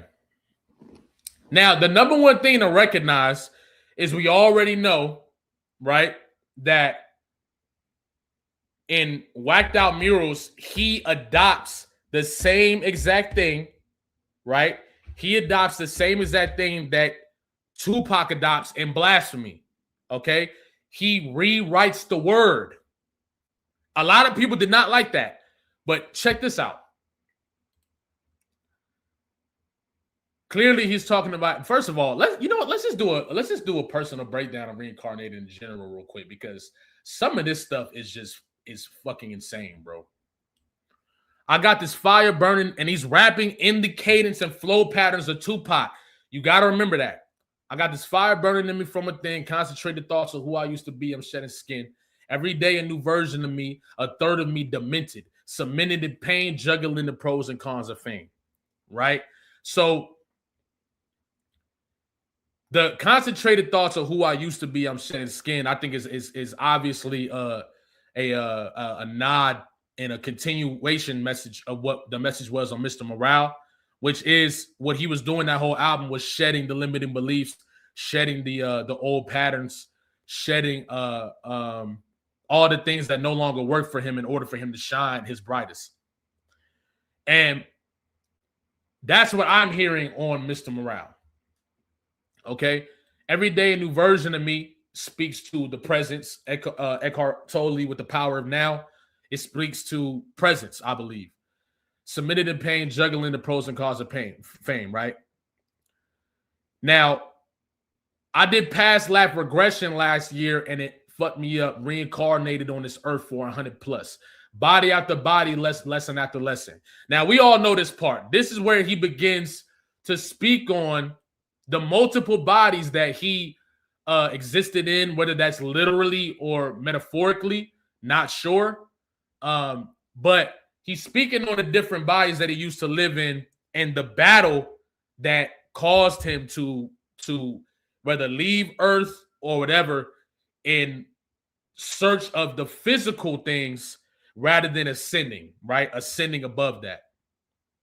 And that's what I'm hearing in this. And you know that because he's breaking down all of these fleshly things like I found myself with a pocket full of money and a whole lot of respect while the record business loved me. I was head of rhythm and blues. The money that fell to the women that fell to their feet, so many to choose.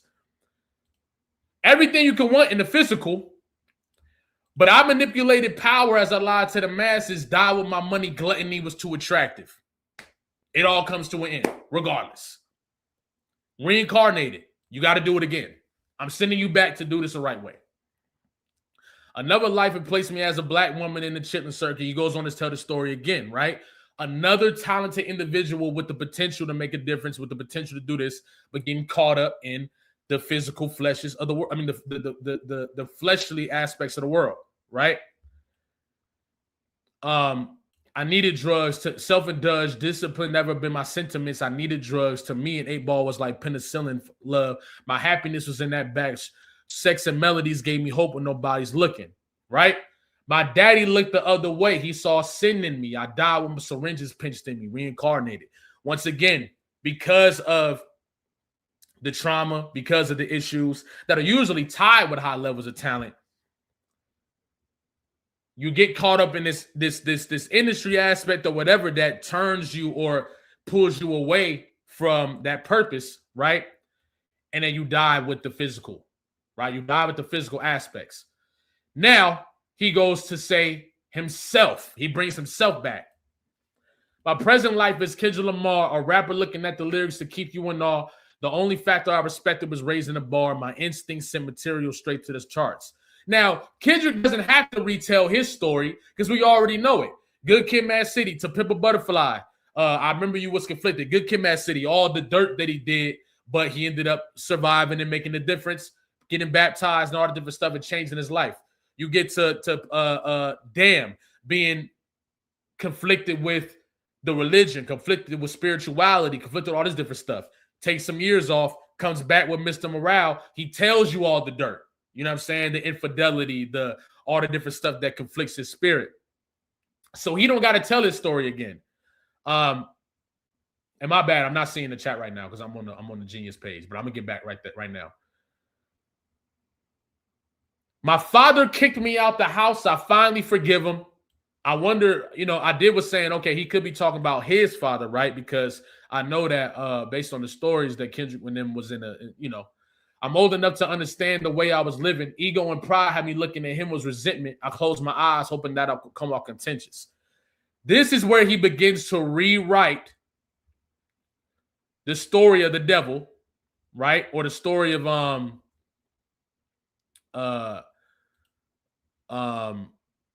right. Right. So look,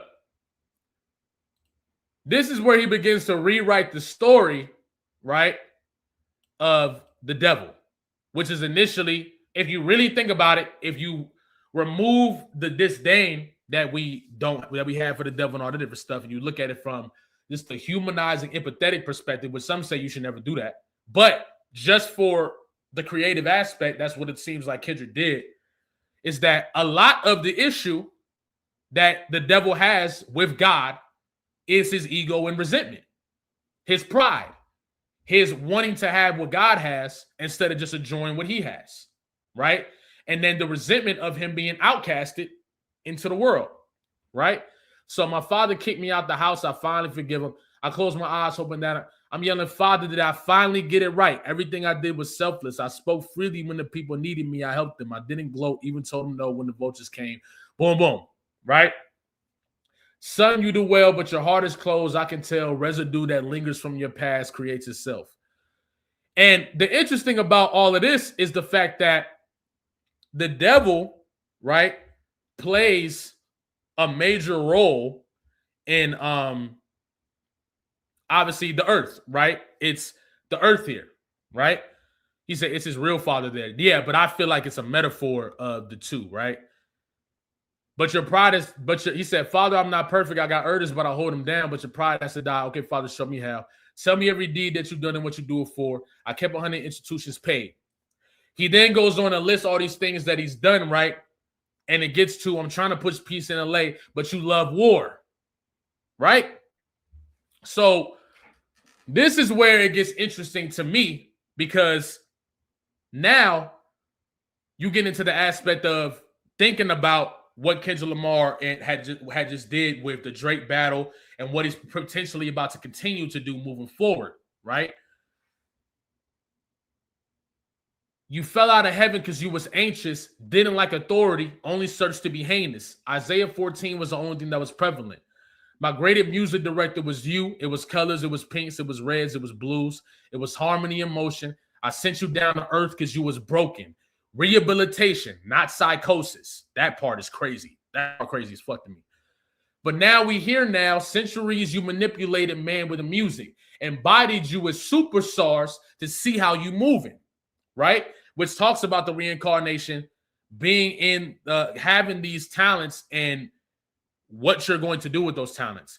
You came a long way from garnishing evilest views, and all I ever heard, and then Kendrick says, all I ever wanted from you was love and approval. Now, this is where it sounds like the devil in this artistic world is now saying, I understand what it is that I get to do now. I understand what it is that I get to change, right?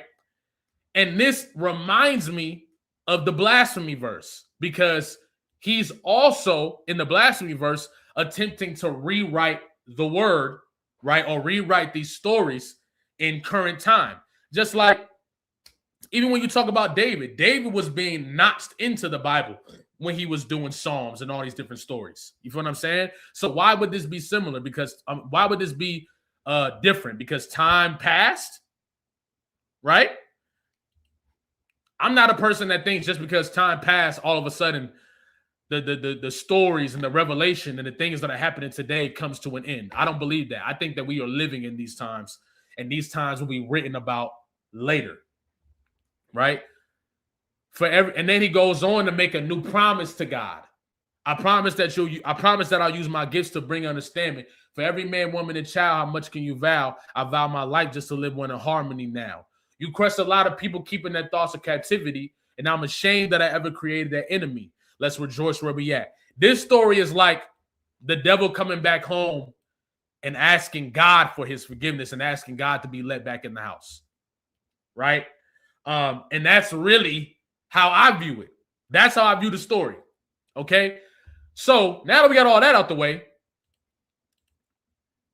this gives me the confirmation that Kendrick seen what Tupac was doing in the Machiavelli album and attempts to do something else, but in his own way. And this one is a little different. It's a little less reincarnated, has a little less anger surrounding it, right? It's less, when you hear Tupac's voice in a lot of the songs on Machiavelli, there's a lot of anger. There's a lot of revenge. There's a lot of resentment. There's a lot of stuff like that that's in Machiavelli, that's in a lot of his music at that time. So the funny thing is, right? The funny thing is that when we talk about reincarnated with love, right? It's almost as if Kendrick's taking seeing what Tupac did, and now there's a whole different aspect of it. There's more love, more spirituality. And when you look at Tupac's his discography afterwards, of course, Tupac had a whole bunch of songs that was powerful, full of love, etc. while he was live. That's not what I'm saying, right? But think about all the different songs that came out after Tupac's death, right? After Tupac in 1995, 1996, he left a lot. Like we got to be honest, even though we love Tupac, Tupac left a lot of anger behind. He left a lot of hate behind. He left a lot. You see what I'm saying? If he would have died and had no other message afterwards. While at the same time, of course, he did have, yes, divinely, absolutely. So I see Tupac's reincarnation as the albums that come out after his death. He still had the diss records and all that different stuff. But when you think about songs like Teardrops and Closed Caskets, Still I Rise, Unconditional Love, like these are songs that are just just, Better Days, just songs that are just coded in empathy, love, compassion. Just think when I think the main thing outside of Jesus, outside of my favorite anime characters like Naruto, Goku, like that taught me forgiveness, compassion, things like that. Those songs as well played a huge part in me being a kid and having those perspectives as well. Like a lot of people talk about the negative impact that Tupac left, but a lot of people don't talk about how Kendrick was impacted, or not just Kendrick, but a lot of people were impacted by the messages that Tupac was leaving behind in a powerful way. And there's a lot of empowering messages at that time. You feel what I'm saying? And yeah, Pop was way younger too and going through a lot. Yeah, and that's why it's hard to that's why Tupac referencing that stuff in the way that he did was powerful. But when you look at those songs, he's talking about his issues. He's talking about his flaws while leaving a loving and powerful message for the world. You feel what I'm saying? And Tupac did that for sure. Because there's a lot of powerful things that I learned from listening to his music so young that taught me getting older and carry with me even in my flaws and my mistakes, right? So I feel like that's why I feel like Kendrick is doing it backwards. Because G and X has those same messages while having the same, bombing on rappers too. You feel what I'm saying? Right, intertone. That's how I view it. That's how I view it, right? He's a representation of the other twin today. When he says, my Gemini twin back powering up, it's that energy from then, right? Which brings us back to All Eyez on Me, right? So when you look at it from that perspective, and the birthdays are back to back. Tupac was born the 16th, Kendrick was born the 17th. So it's like, when I look at it from what Kendrick was saying, I feel like he's saying, my Gemini twin back powering up. It's the reincarnation of that form, right? That's how I view it. Could be looking too deep into it. That's why this channel was here, though. This channel is for the people that look too deep into things. It's not for the people who don't look too deep into things. But if you don't look at too deep into things and you still enjoy what we're doing, then yeah, it's for you too. But I'm saying I created some of this stuff for the people who look deep into things. So from that perspective, that's how I'm viewing what Kendrick Lamar is about to do. Right? Right. And I think that Death Row back then is the new TDE. Think about it. Death Row back then was doing the same thing that TDE is doing. They dominating, right? They taking over, they and all that different stuff, right? But they move a little differently. Death Row was, we got to be honest. As much as people love Death Row left a lot of crazy stuff behind. TDE is like Death Row in the West, but inspiring the kids, doing the Christmas, giving back on the Christmases and just doing all these beautiful, powerful things, inspiring the next generation. If you are and I say a TDE baby. If you really a TDE baby, like I'm a TDE baby, meaning I was listening to TDE as a child, 13, 12 and older. I grew up listening to TDE. So a lot of the powerful messages that Ab-Soul, Schoolboy, J-Rock, Kendrick left behind are some of the principles that I've taken in my life and even in my spirituality development. A lot of that has to do with TDE. You feel what I'm saying? Of course, there's other stuff too, because there was like this spiritual renaissance in hip hop too, in that era too, like from like 2013 and like 2015. There was like a spiritual renaissance. I don't know if y'all remember, the Joey Badasses, Pro Era, all this different stuff that was like, speaking on spirituality and whatever. Mick Jenkins, Chance the Rapper, the list continues. But right, divinely, you feel what I'm saying? They still got that aura of Death Row, but at the same time, they out here doing this. They out here pushing powerful messages, empowering everybody, empowering the community, empowering artists to be authentic, empowering all this different stuff. You feel what I'm saying? That's how I see it. So look at this. This is when you gotta look at this, right? Check this out. Look at this. This is where you start really putting them pieces together, right?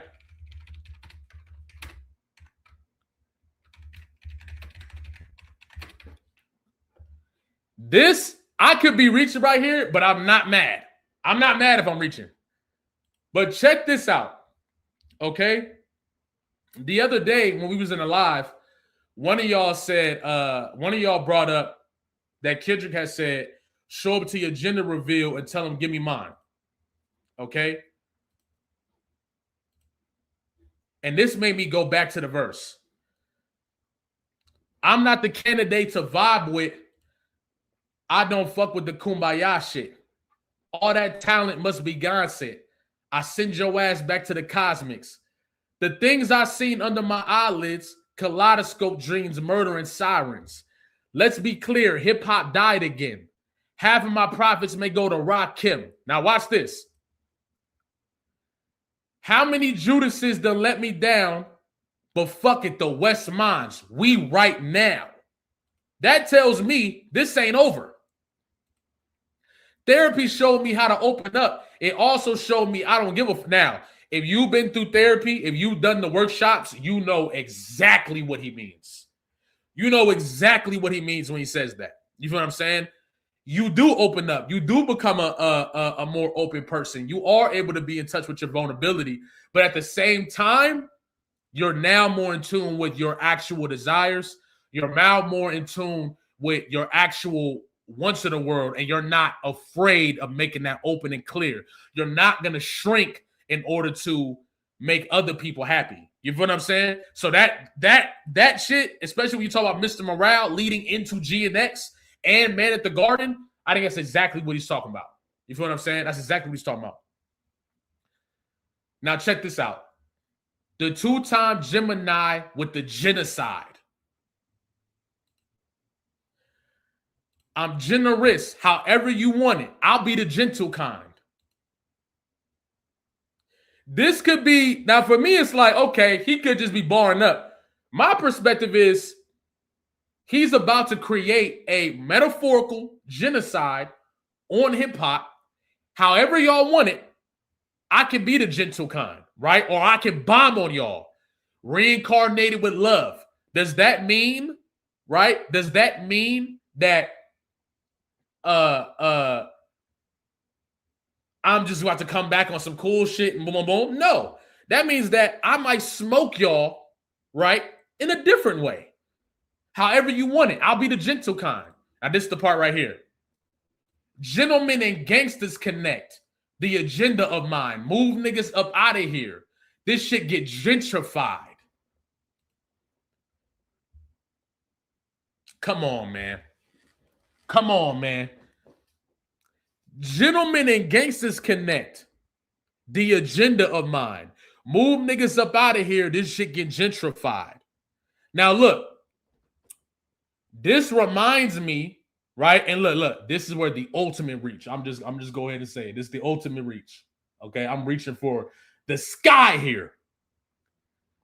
This verse feels like Tupac's TDE speech in verse form.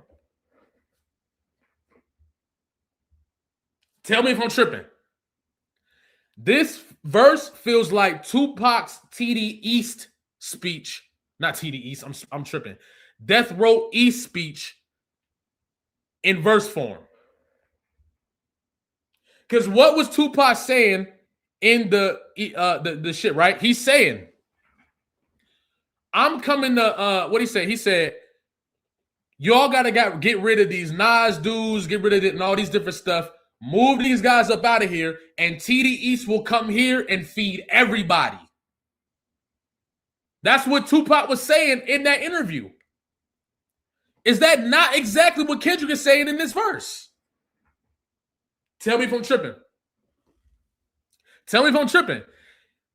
This feels like that interview in verse format. That's what it seems like. Move niggas up out of here. This shit get gentrified. Heavy jeans like Genevieve's. I'll drop your Pentagon, then show up at your gender reveal and tell them, give me mine.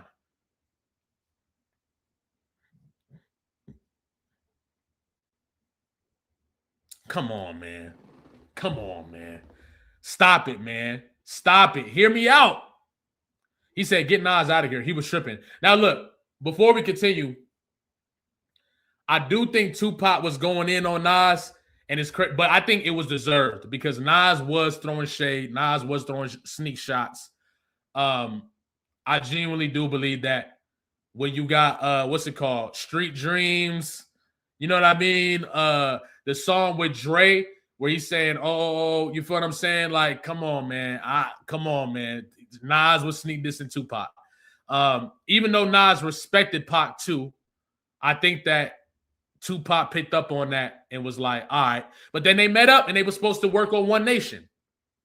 Okay? Which is another thing. I think Kendrick Lamar and company are building their own One Nation, which is the shit that we talking about, but it's whatever. Okay? So Niggas want the T on me. Well, here's the and right. I dropped your Pentagon. He said that could be all this, the worship and stuff. I feel like it's more referencing a Watch the Party Die was released on 9/11. For me, that's metaphorical to the Pentagon, right? That's metaphorical to the attack on the buildings in the Pentagon, right? In my perspective, because it's like a plane. GNX was like the second plane. You feel what I'm saying?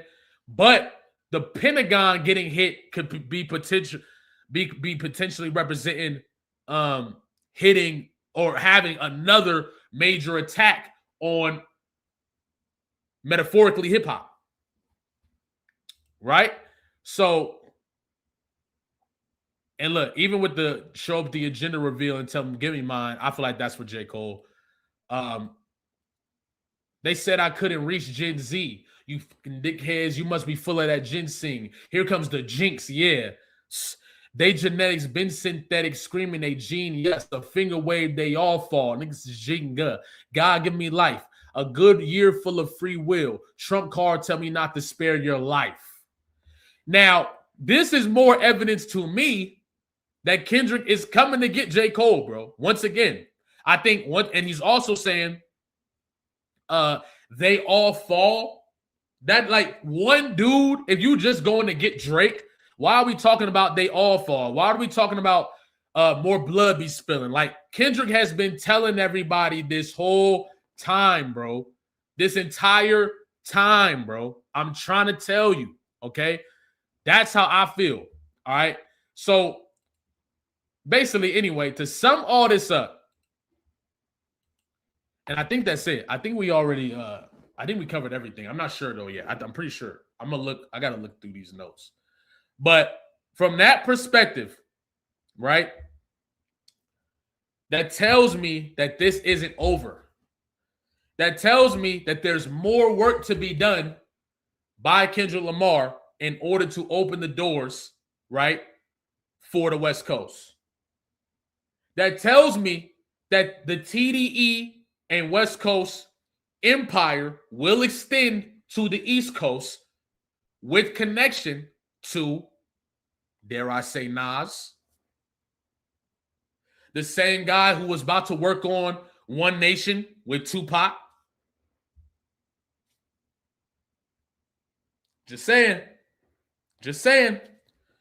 You see Nas, Pharrell, Clips, Jay, they all playing around with these dice. Right?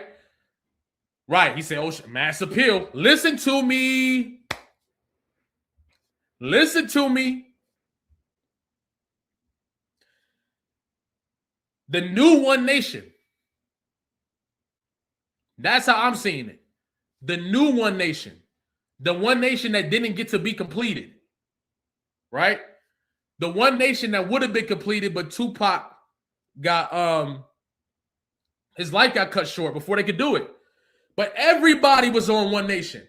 Bone Thugs, bro, everybody was on One Nation. I wish I could play interviews on here so that I'm gonna start doing Twitch streams solo so that I can just upload the Twitch streams or something. I don't know. We'll figure something out. But I wish I could play a certain interview by Tupac so y'all can know what I'm talking about. But everybody from the East, the West, the South, all that, do it in Discord. You're right. The East, the West, the South, all of that was supposed to be with One Nation, right?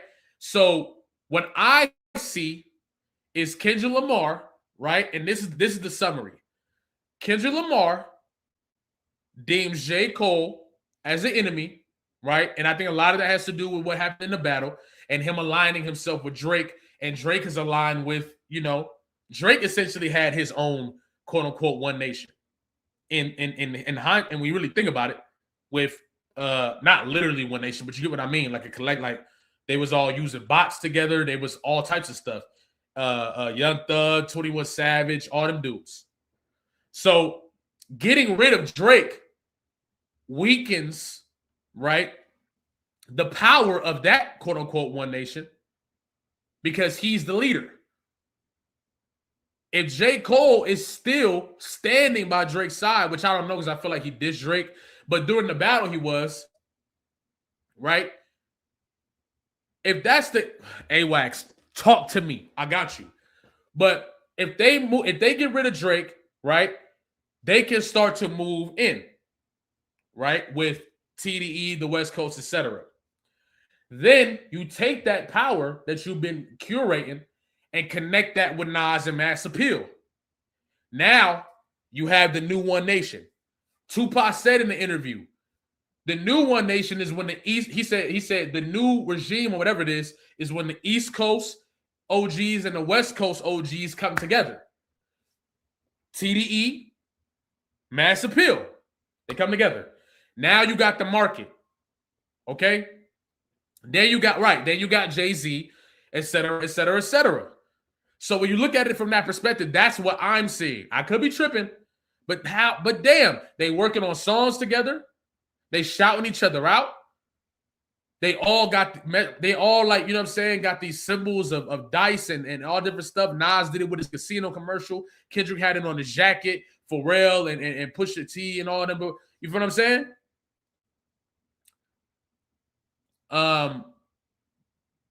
And that's where I'm like, okay, Kendrick is like the foot soldier, right?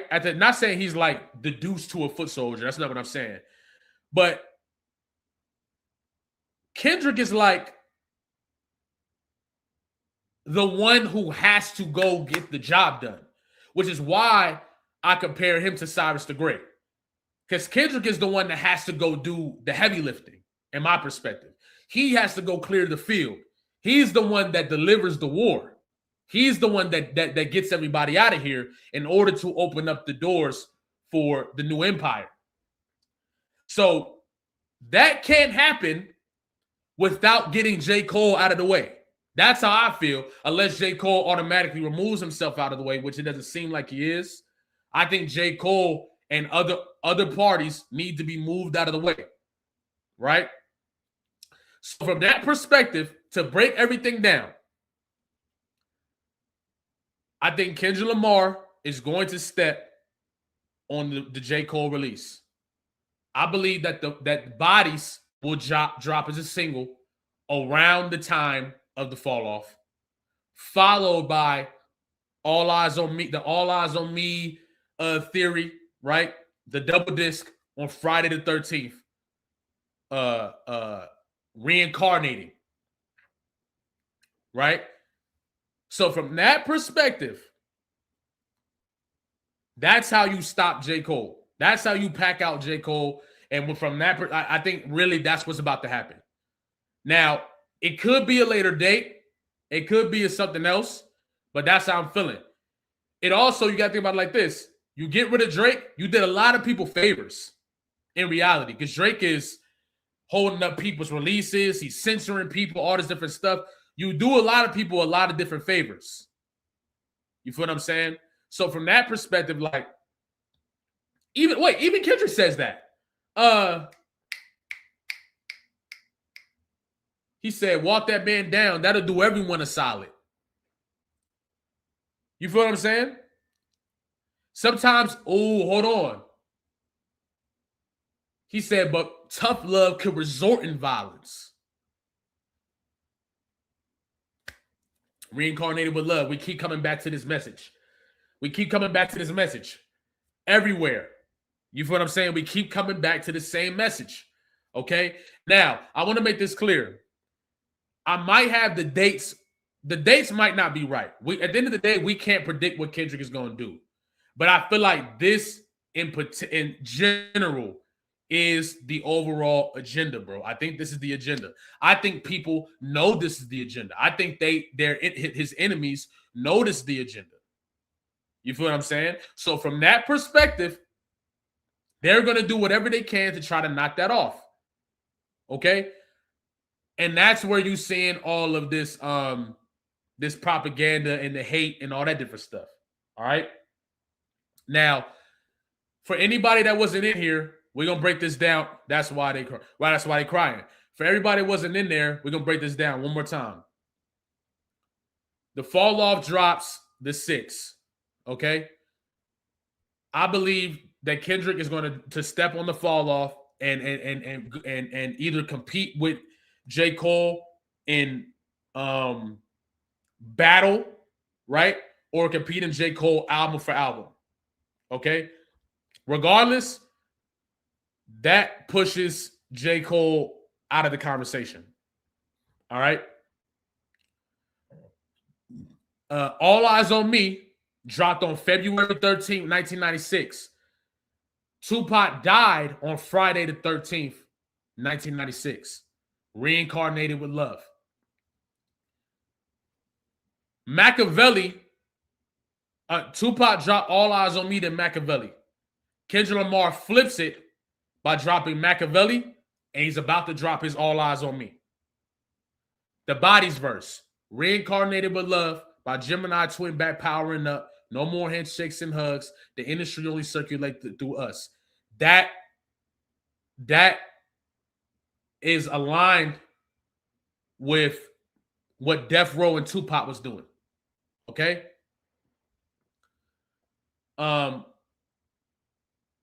If we go body for body, I hand you a body, I'm probably a better masseuse. That sounds like my discography is better than yours, top to bottom. Right? Even though you disrespected my catalog. Okay?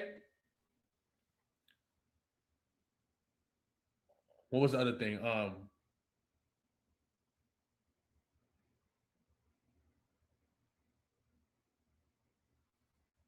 Remember I said I was the greatest back when you debated the number one and number two? Topic was always hilarious to me.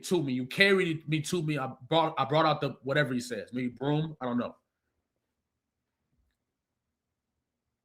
That's another one for J. Cole. Okay. Then you look at the content on Machiavelli, similar to the content on GNX. Blasphemy has Tupac rewriting, right? The commandments, rewriting the word. Kendrick rewrites the devil's story and Reincarnated. Okay? Tupac gives the commandments on the first verse. Kendrick Lamar gives his rules of engagements on Wiped Out Murals. Okay?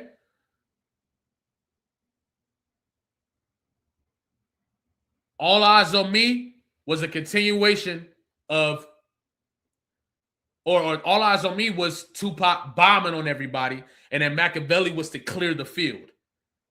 Kendrick is dropping Machiavelli to bomb on everybody. All Eyez on Me is to, his All Eyez on Me is to clear the field. Okay? What else was there? What were the other checkpoints? I think that's it. I think that's all we talked about today. Let me look at my notes. Oh, yeah. I can't believe I almost forgot this one. So, 2-6 is a nickname for J. Cole City, and that's why he's dropping it on February 6th. 213 is an area code in Los Angeles and the group that Nate Dogg and Snoop Dogg was in, right? Ironically, in the same part of the video where Kendrick Lamar is bombing on J. Cole, he previews Nate Dogg's double disc album.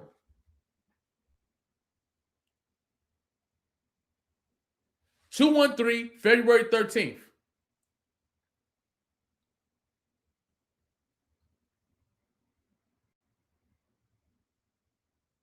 Okay?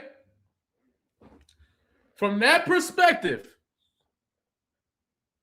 it makes sense, bro. I think that's all. I think that's it. We got. Was that all my notes? Oh yeah, even that, and then the new stuff that we found. The tape around his hand, right? The tape around his hand. The pictures that were behind Kendrick Lamar with the tape around his hand that says dial 911. The procedures to go through for shock, the procedures to go through with fractures in your body, the procedures to go through in order to give people CPR. When he was on tour, he told them, I will be back.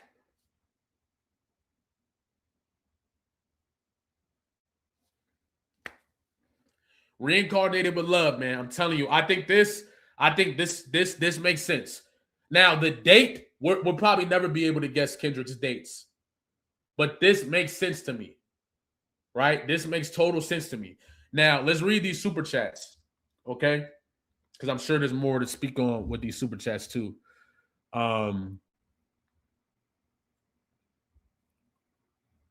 Hey, shout out Shadow Gears for the 50. I appreciate you, bro. Thank you. Real talk. Kenny really got to study numerology and then some. I ain't gonna lie. Like I told you, I grew up listening to Control System and and all this different stuff. So, like, you feel me? Like this is nothing. I feel like TDE has always been pushing to elevate the consciousness of the people. I think even when they talk about high power and all that, like, they're very intentional with their work. And I think that I think that's what it was. Shout out to Kendrick. Hey, thank you for the super chat, bro. I really do appreciate you. Real talk. Lamone Soros says, and thank you for the super chat once again. He said, if we going body for body, I hand you a body. I'm probably better masseuse. I don't know. Something about this line with the idea of Cole being on it just makes sense to me with knowing how first-person shooter came. Yeah. That could be. I'm not mad at that theory. I think it's extremely unlikely. But if that was the case, that'd be insane. What if they was lyrically sparring on there or something? I don't know. But I don't know. I really don't think so. It could be.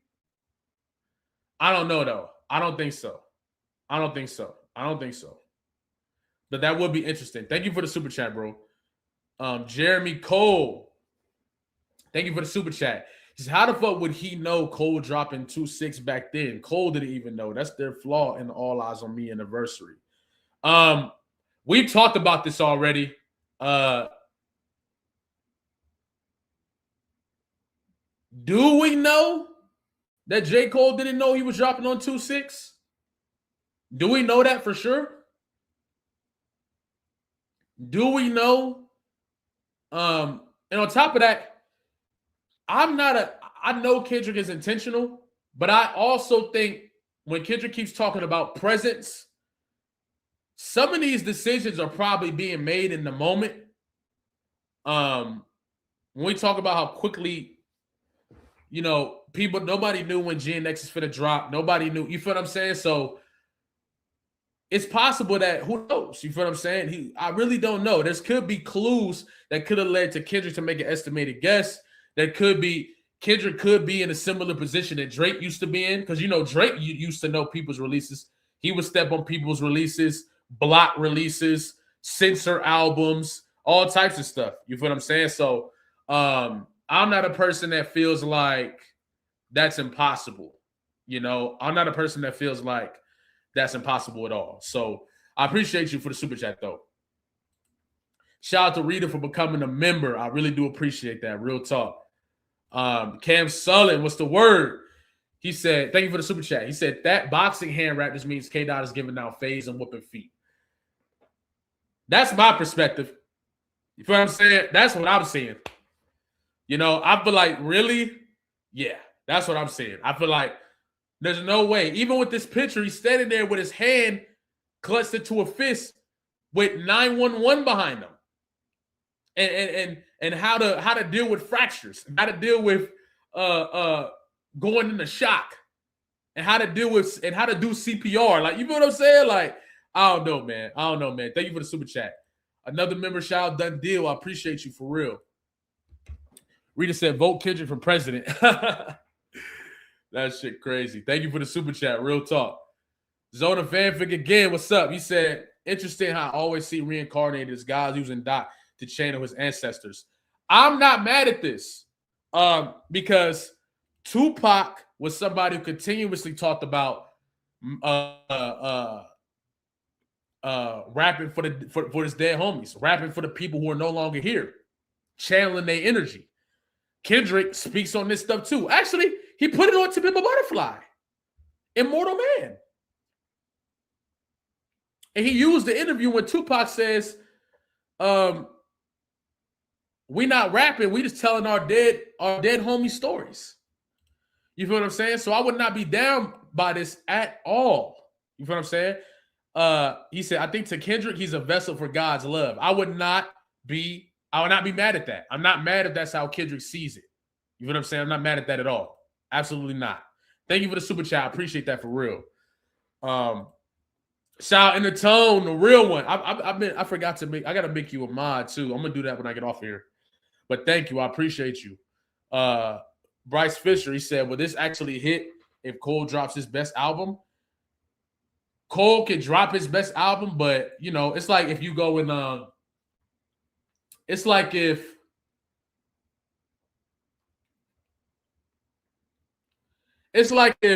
Steph played Shea, you know, and it's the Warriors versus it's the Warriors versus the Thunder.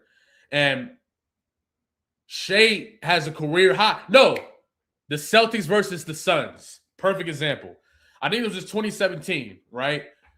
Devin Booker goes into Boston Garden. He goes into TD Garden, right? He breaks the record. He breaks the Suns record for most points of all time. He dropped 70 points. And they still lost. And they still lost.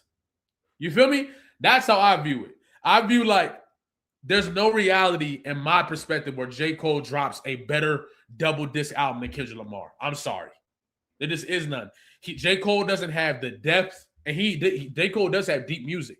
But, bro, Kendrick Lamar is on a different level when we're talking about just the depth of what he's able to do musically, the depth of what he's able to channel. Reincarnated is a better remix than everything on Birthday Blizzard. Reincarnated is a better remix than everything on Birthday Blizzard. Everything. It's not even close.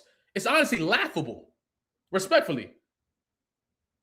Reincarnated is one remix, and it's better than everything on that mixtape. That showed the difference of what Kendrick can do with a remix and what J. Cole can do with a remix. There's nothing J. Cole can do in an arena with Kendrick in any facet. Rap battle, album, nothing. And if you're not biased to J. Cole, you can see this. Because everything points to it. Cole is good. Cole can rap. Cole has some dope, deep records that I think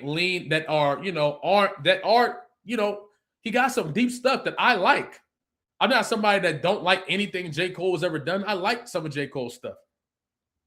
But J. Cole, at the end of the day, it's levels, bro. It's levels.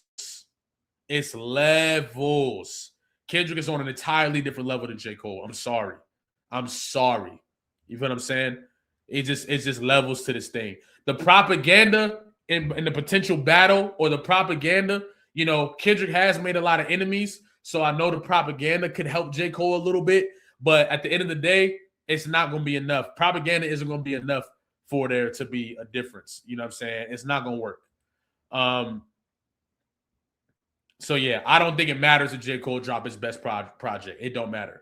Because J. Cole best project could be anywhere from an 8.5 to a 9. J. Cole don't got no 10s in his discography. You feel what I'm saying? That's my opinion. You feel what I'm saying? I feel like Kendrick's Floor is a classic album, which is crazy. Think about it like this. People think Mr. Morale is Kendrick's worst album. Do you know what that says about your level of ability? That Mr. Morale is your worst album? Mr. Morale is better than 95% of the field. For that to be your worst album is outrageous. And even that's debatable. Because he got a Grammy, he got Grammys for it, and he did the biggest solo tour in the history of the genre with that album. So what are we talking about? And Mr. Morale probably, I don't know. You know what I'm saying? It's not going to be enough. Shout out Lamone Ringling again, my guy. The end of Black Friday, February shit making scary. Ain't no way. Nah, I don't know about that one. I don't think so. Not that one. That would be ridiculous, though. That'd be ridiculous. But nah, no way possible. If he was playing that far, nah, I can't see it. I can't see it. Nah. But I love a good reach, though. I love a good reach. I'm not mad at a good reach. And then Aaron Isaiah, but shout out to Lamont for the super chat. I appreciate it. Aaron Isaiah, thank you for the super chat. He said, I'm so happy you still live. I was cooking for the family, had to step out and come back. Love you, Jalopy. Happy to be a part of the family. Hey, bro, I'm not gonna lie. Man, look, bro. Look, bro. Look. I appreciate that. I always y'all might not be able to understand like the power of those words. I know I don't reply to comments all the time. I try to because a lot of people be hating. So I try to, nowadays I try to just, put my stuff up and then come talk to y'all when I go live. You feel what I'm saying? So from that perspective, it's like, I hope y'all understand the words do mean a lot. The words, those powerful words do mean a lot when, because I got love for y'all too. Like, y'all have no idea. You feel what I'm saying? So I think it's beautiful to be able to have these conversations with y'all. I feel like a lot of y'all are my people.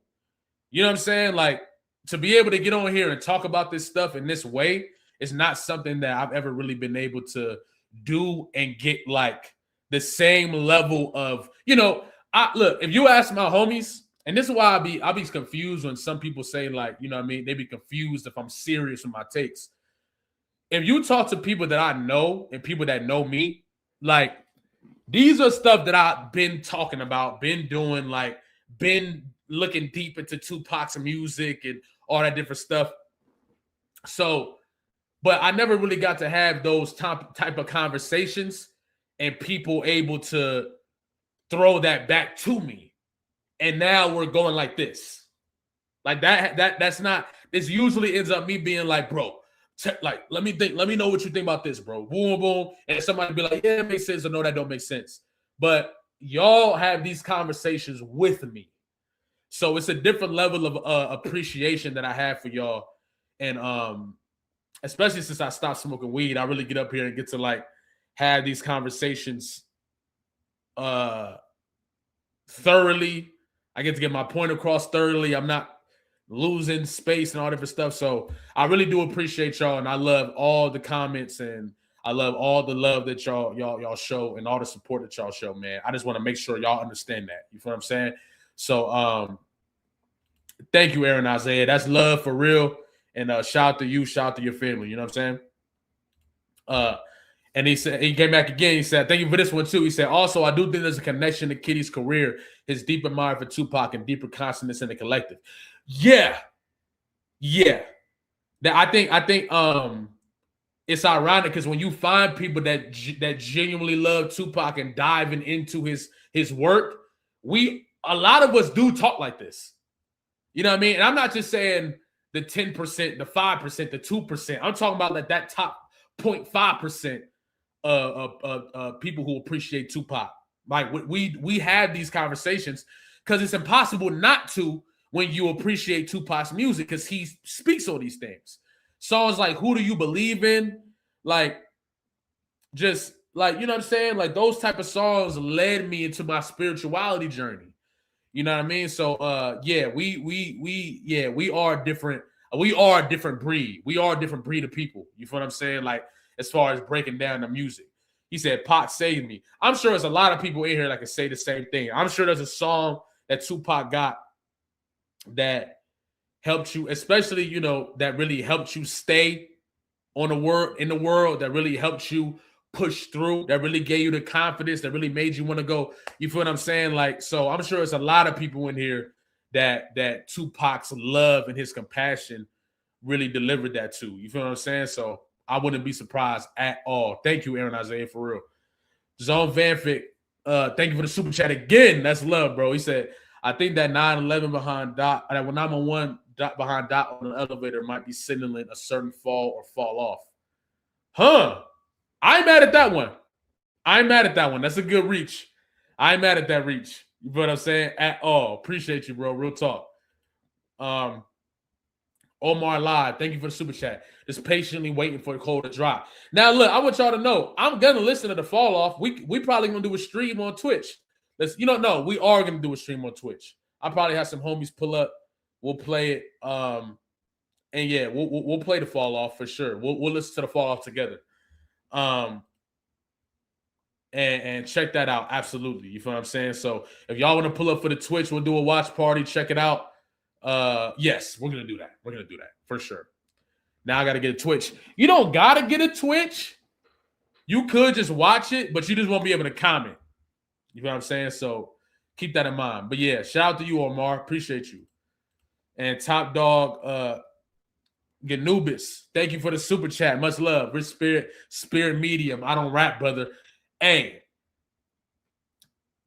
Kendrick be trying to tell niggas without telling niggas. When I heard Meet the Grams, and look, I know every single one of y'all gonna feel me on this one. When Kendrick said, what did he say? He said,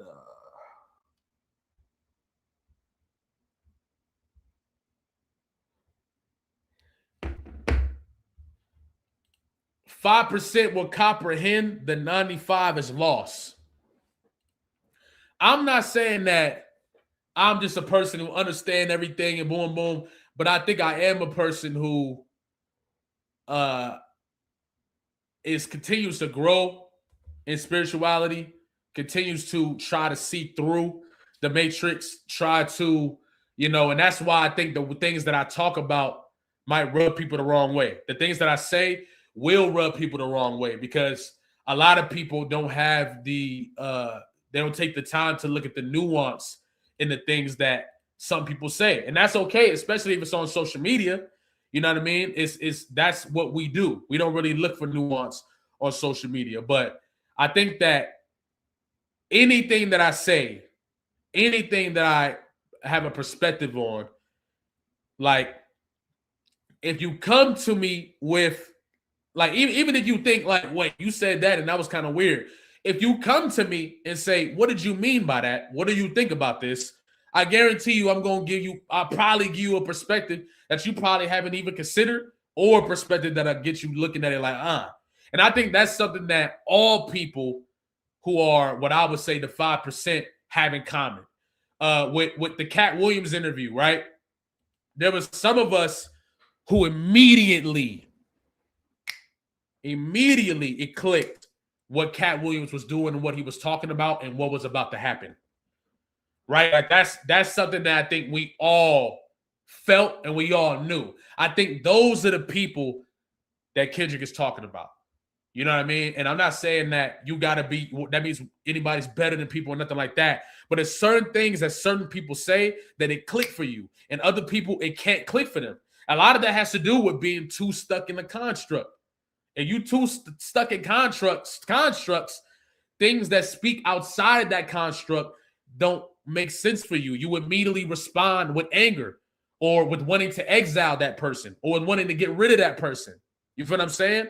But the people who take the time and want to hear out what people got to say and do and feel, it's different. You can have different conversations. You can say different things. And that's the power of what social media has been able to do. They've been able to eliminate the nuance and the bigger picture of conversations and statements. And so people run with the small, they run with the snippet. They run with the small clips of what it was. And you feel what I'm saying? Yeah. Even the songs like High Power, like, I feel like that's what we all have in common. I think that's where a lot of the disdain for Kendrick Lamar comes in. A lot of people can't understand how a person like Kendrick Lamar can say, like, or even Tupac. A lot of people don't understand how somebody like Tupac can make a song like, Dear Mama and Keep Your Head Up, and then turn around and make the songs like he was making on All Eyes on Me. Or, you know what I'm saying? Like, people don't really understand the nuance to certain things. People don't understand how somebody like Tupac can make a song praising God, then turn around and make a song like Blasphemy. But then there's people like me who can hear a song like Who Do You Believe In and hear Blasphemy and not think that Tupac is disrespecting God.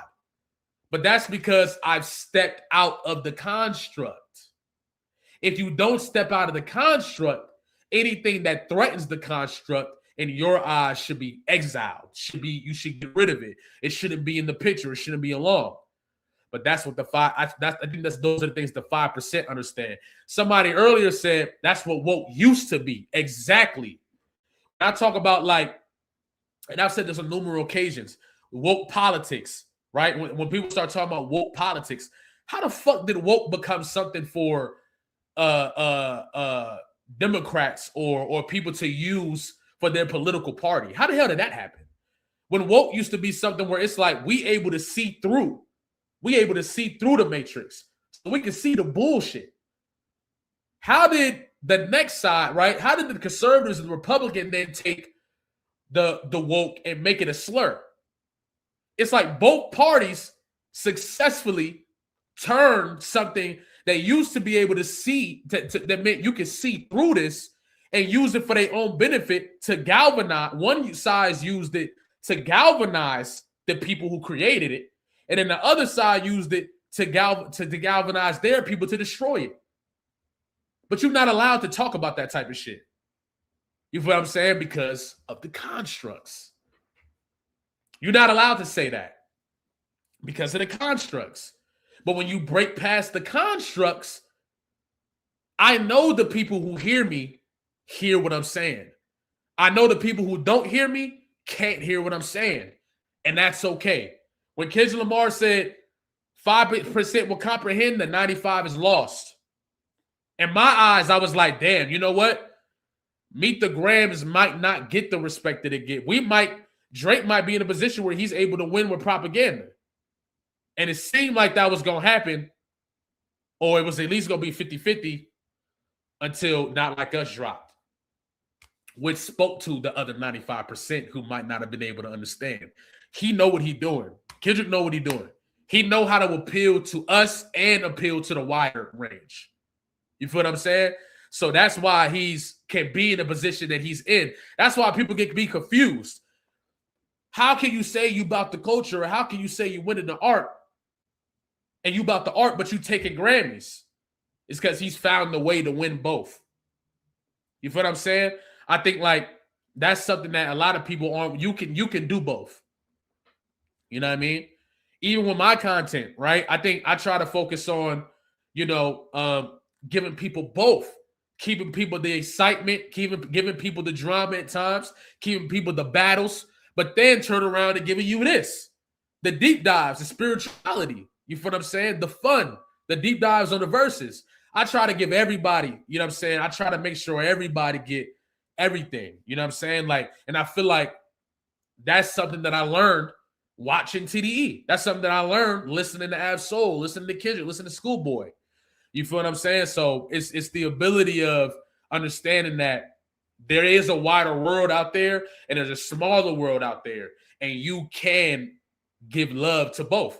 You feel what I'm saying? You can give love to the 95% and the 5%. And I think that's something that Kendrick Lamar understands. You feel what I'm saying? So, right, when Dot destroys, he destroys. When he builds, he builds. Exactly. So from that perspective, it's like, I know there's always going to be confusion on some of the things I say. There's always going to be confusion on, even when people couldn't understand how I said what I said about Drake, but then went and said what I said about Pusha. People couldn't understand that, but that's because they live in the construct. It has to be one or the other.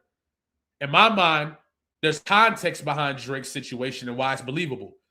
In my mind, there's not a lot of context, or really any, on where what Pusha T is being said to do. And then when I actually go read, right, these are just calls being made.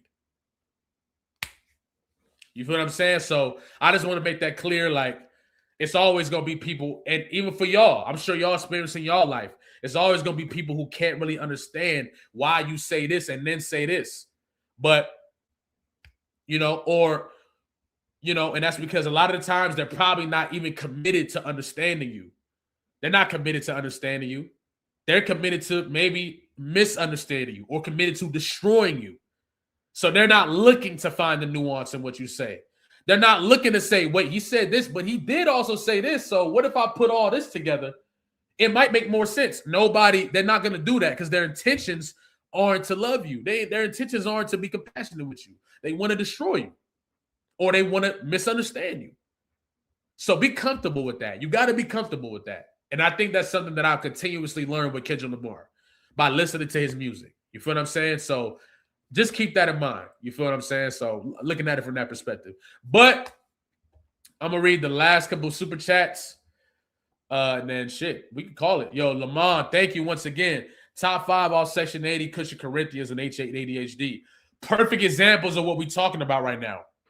Perfect examples of what we're talking about right now. You feel what I'm saying? Real talk. Thank you for the super chat, bro. My guy, Concept, what's the word? It's called semantic satiation. Using a word so often that it uses its meaning. It's a tactic used to slow down movements. I didn't know that. It's like I knew what it was, but I couldn't put my finger on it. Because that's what they do. That's what they've done, actually. It's what they've done. When I started seeing candidates using the word to win over votes, and candidates use the word to destroy the notion, it was like, oh, okay. So instead of it being woke, now it's woke politics. Oh, so now everybody think that being woke is connected to politics. It's connected to voting for a party. Oh, okay. Okay. And that's what you got to understand. There's, what's it called? There's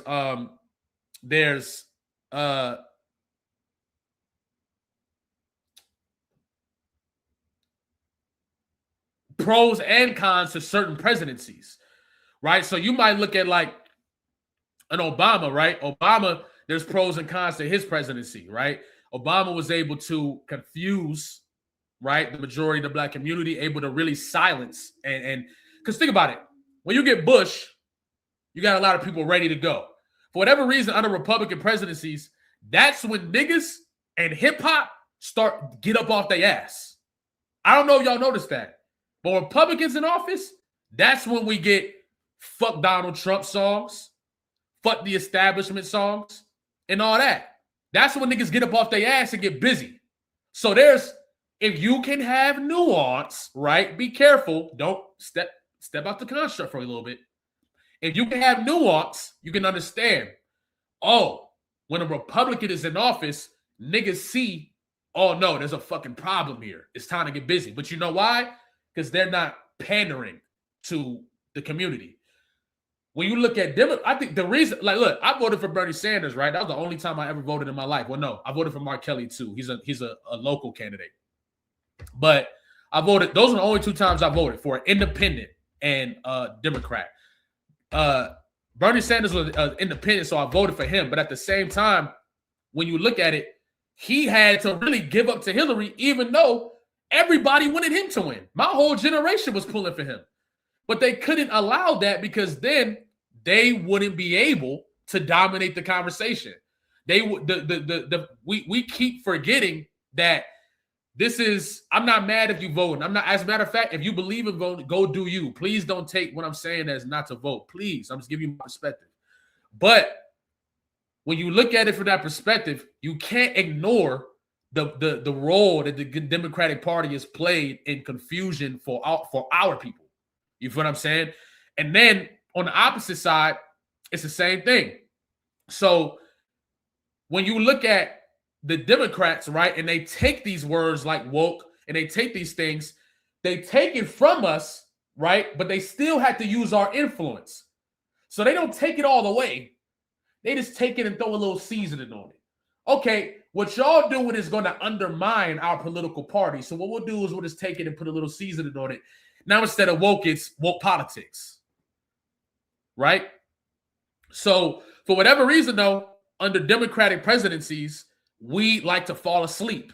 And I think that's in general. I think even just white leftists, white liberals, everything, we fall asleep.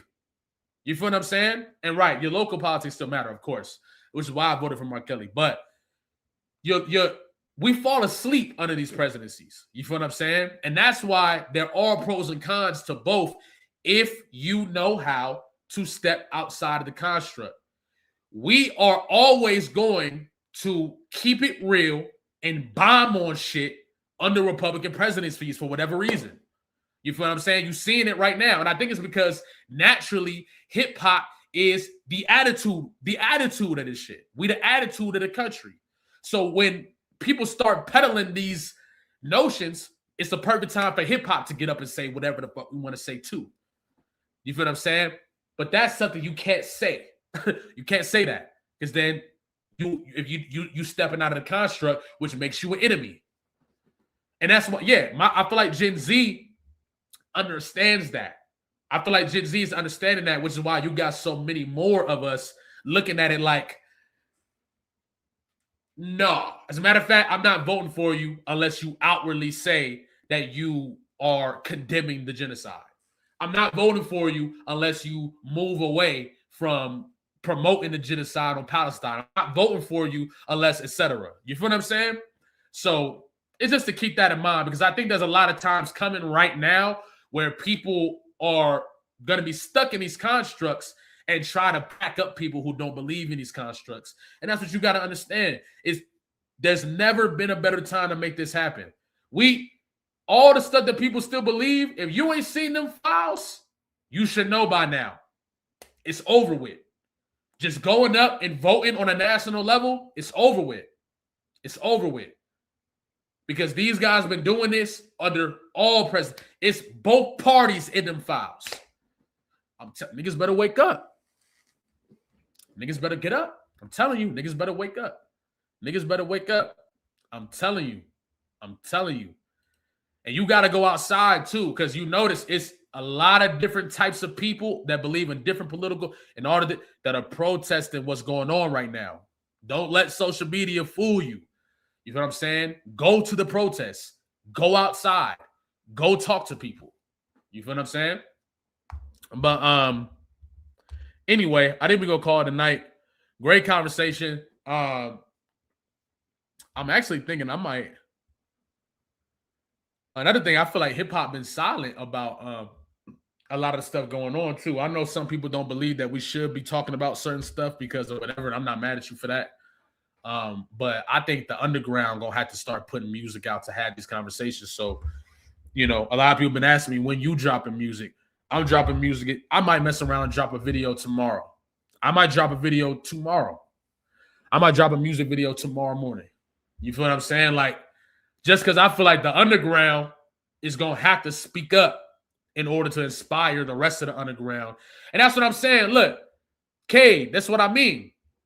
When y'all want me to drop? Hey, y'all say the word. If y'all want to hear some real, if y'all want to get to this real hip hop shit, what we talking about, what's really going on, tell me right now. If y'all gonna stand by me, because look, based on the shit I'm saying, I'm gonna need it. If y'all gonna stand by me, I'll drop it tomorrow. Swear to God. Swear to God. Swear to God. Put a one up on the chat if y'all want that tomorrow. Drop a one in the chat if y'all want that tomorrow. But yeah, shout out to Cade. He said, only ice bars are coming for Cole, and he not saying shit. That's what I'm saying, bro. The only person who dropped something that really mattered, Cole set a bar, and it wasn't even about nothing that's real. He ended up saying, he ended up just making a punchline out of it. You feel what I'm saying? So I'm like, yeah, it's going to take the underground to get it done. So, and I don't mind being the nigga to get it popping and using my platform. I don't mind being a nigga to say less. I'm dropping it tomorrow then. I'm dropping it tomorrow. We're going to drop it tomorrow morning. Everybody that's in here is going to be, you know what I'm saying? I got a video. Y'all want to come support, show some love. I know it's going to be a lot of shit that people got to say. A lot of people going to hate. A lot of people going to be mad at some of the stuff that I say. Trust me, on both sides. But it got to be said. You feel what I'm saying? So I'll drop that shit tomorrow. I got y'all. I'm going to drop it in the morning. Say less. I'm messy. We'll be dropping tomorrow. Look, you're going to see. You're going to see. You're going to see. All I got to say is, for anybody that's going to critique what I got to say tomorrow, if you ain't said nothing, slow down. That's my only thing. If for anybody that's going to critique my drop tomorrow, if you ain't said nothing yet, slow down. That's all.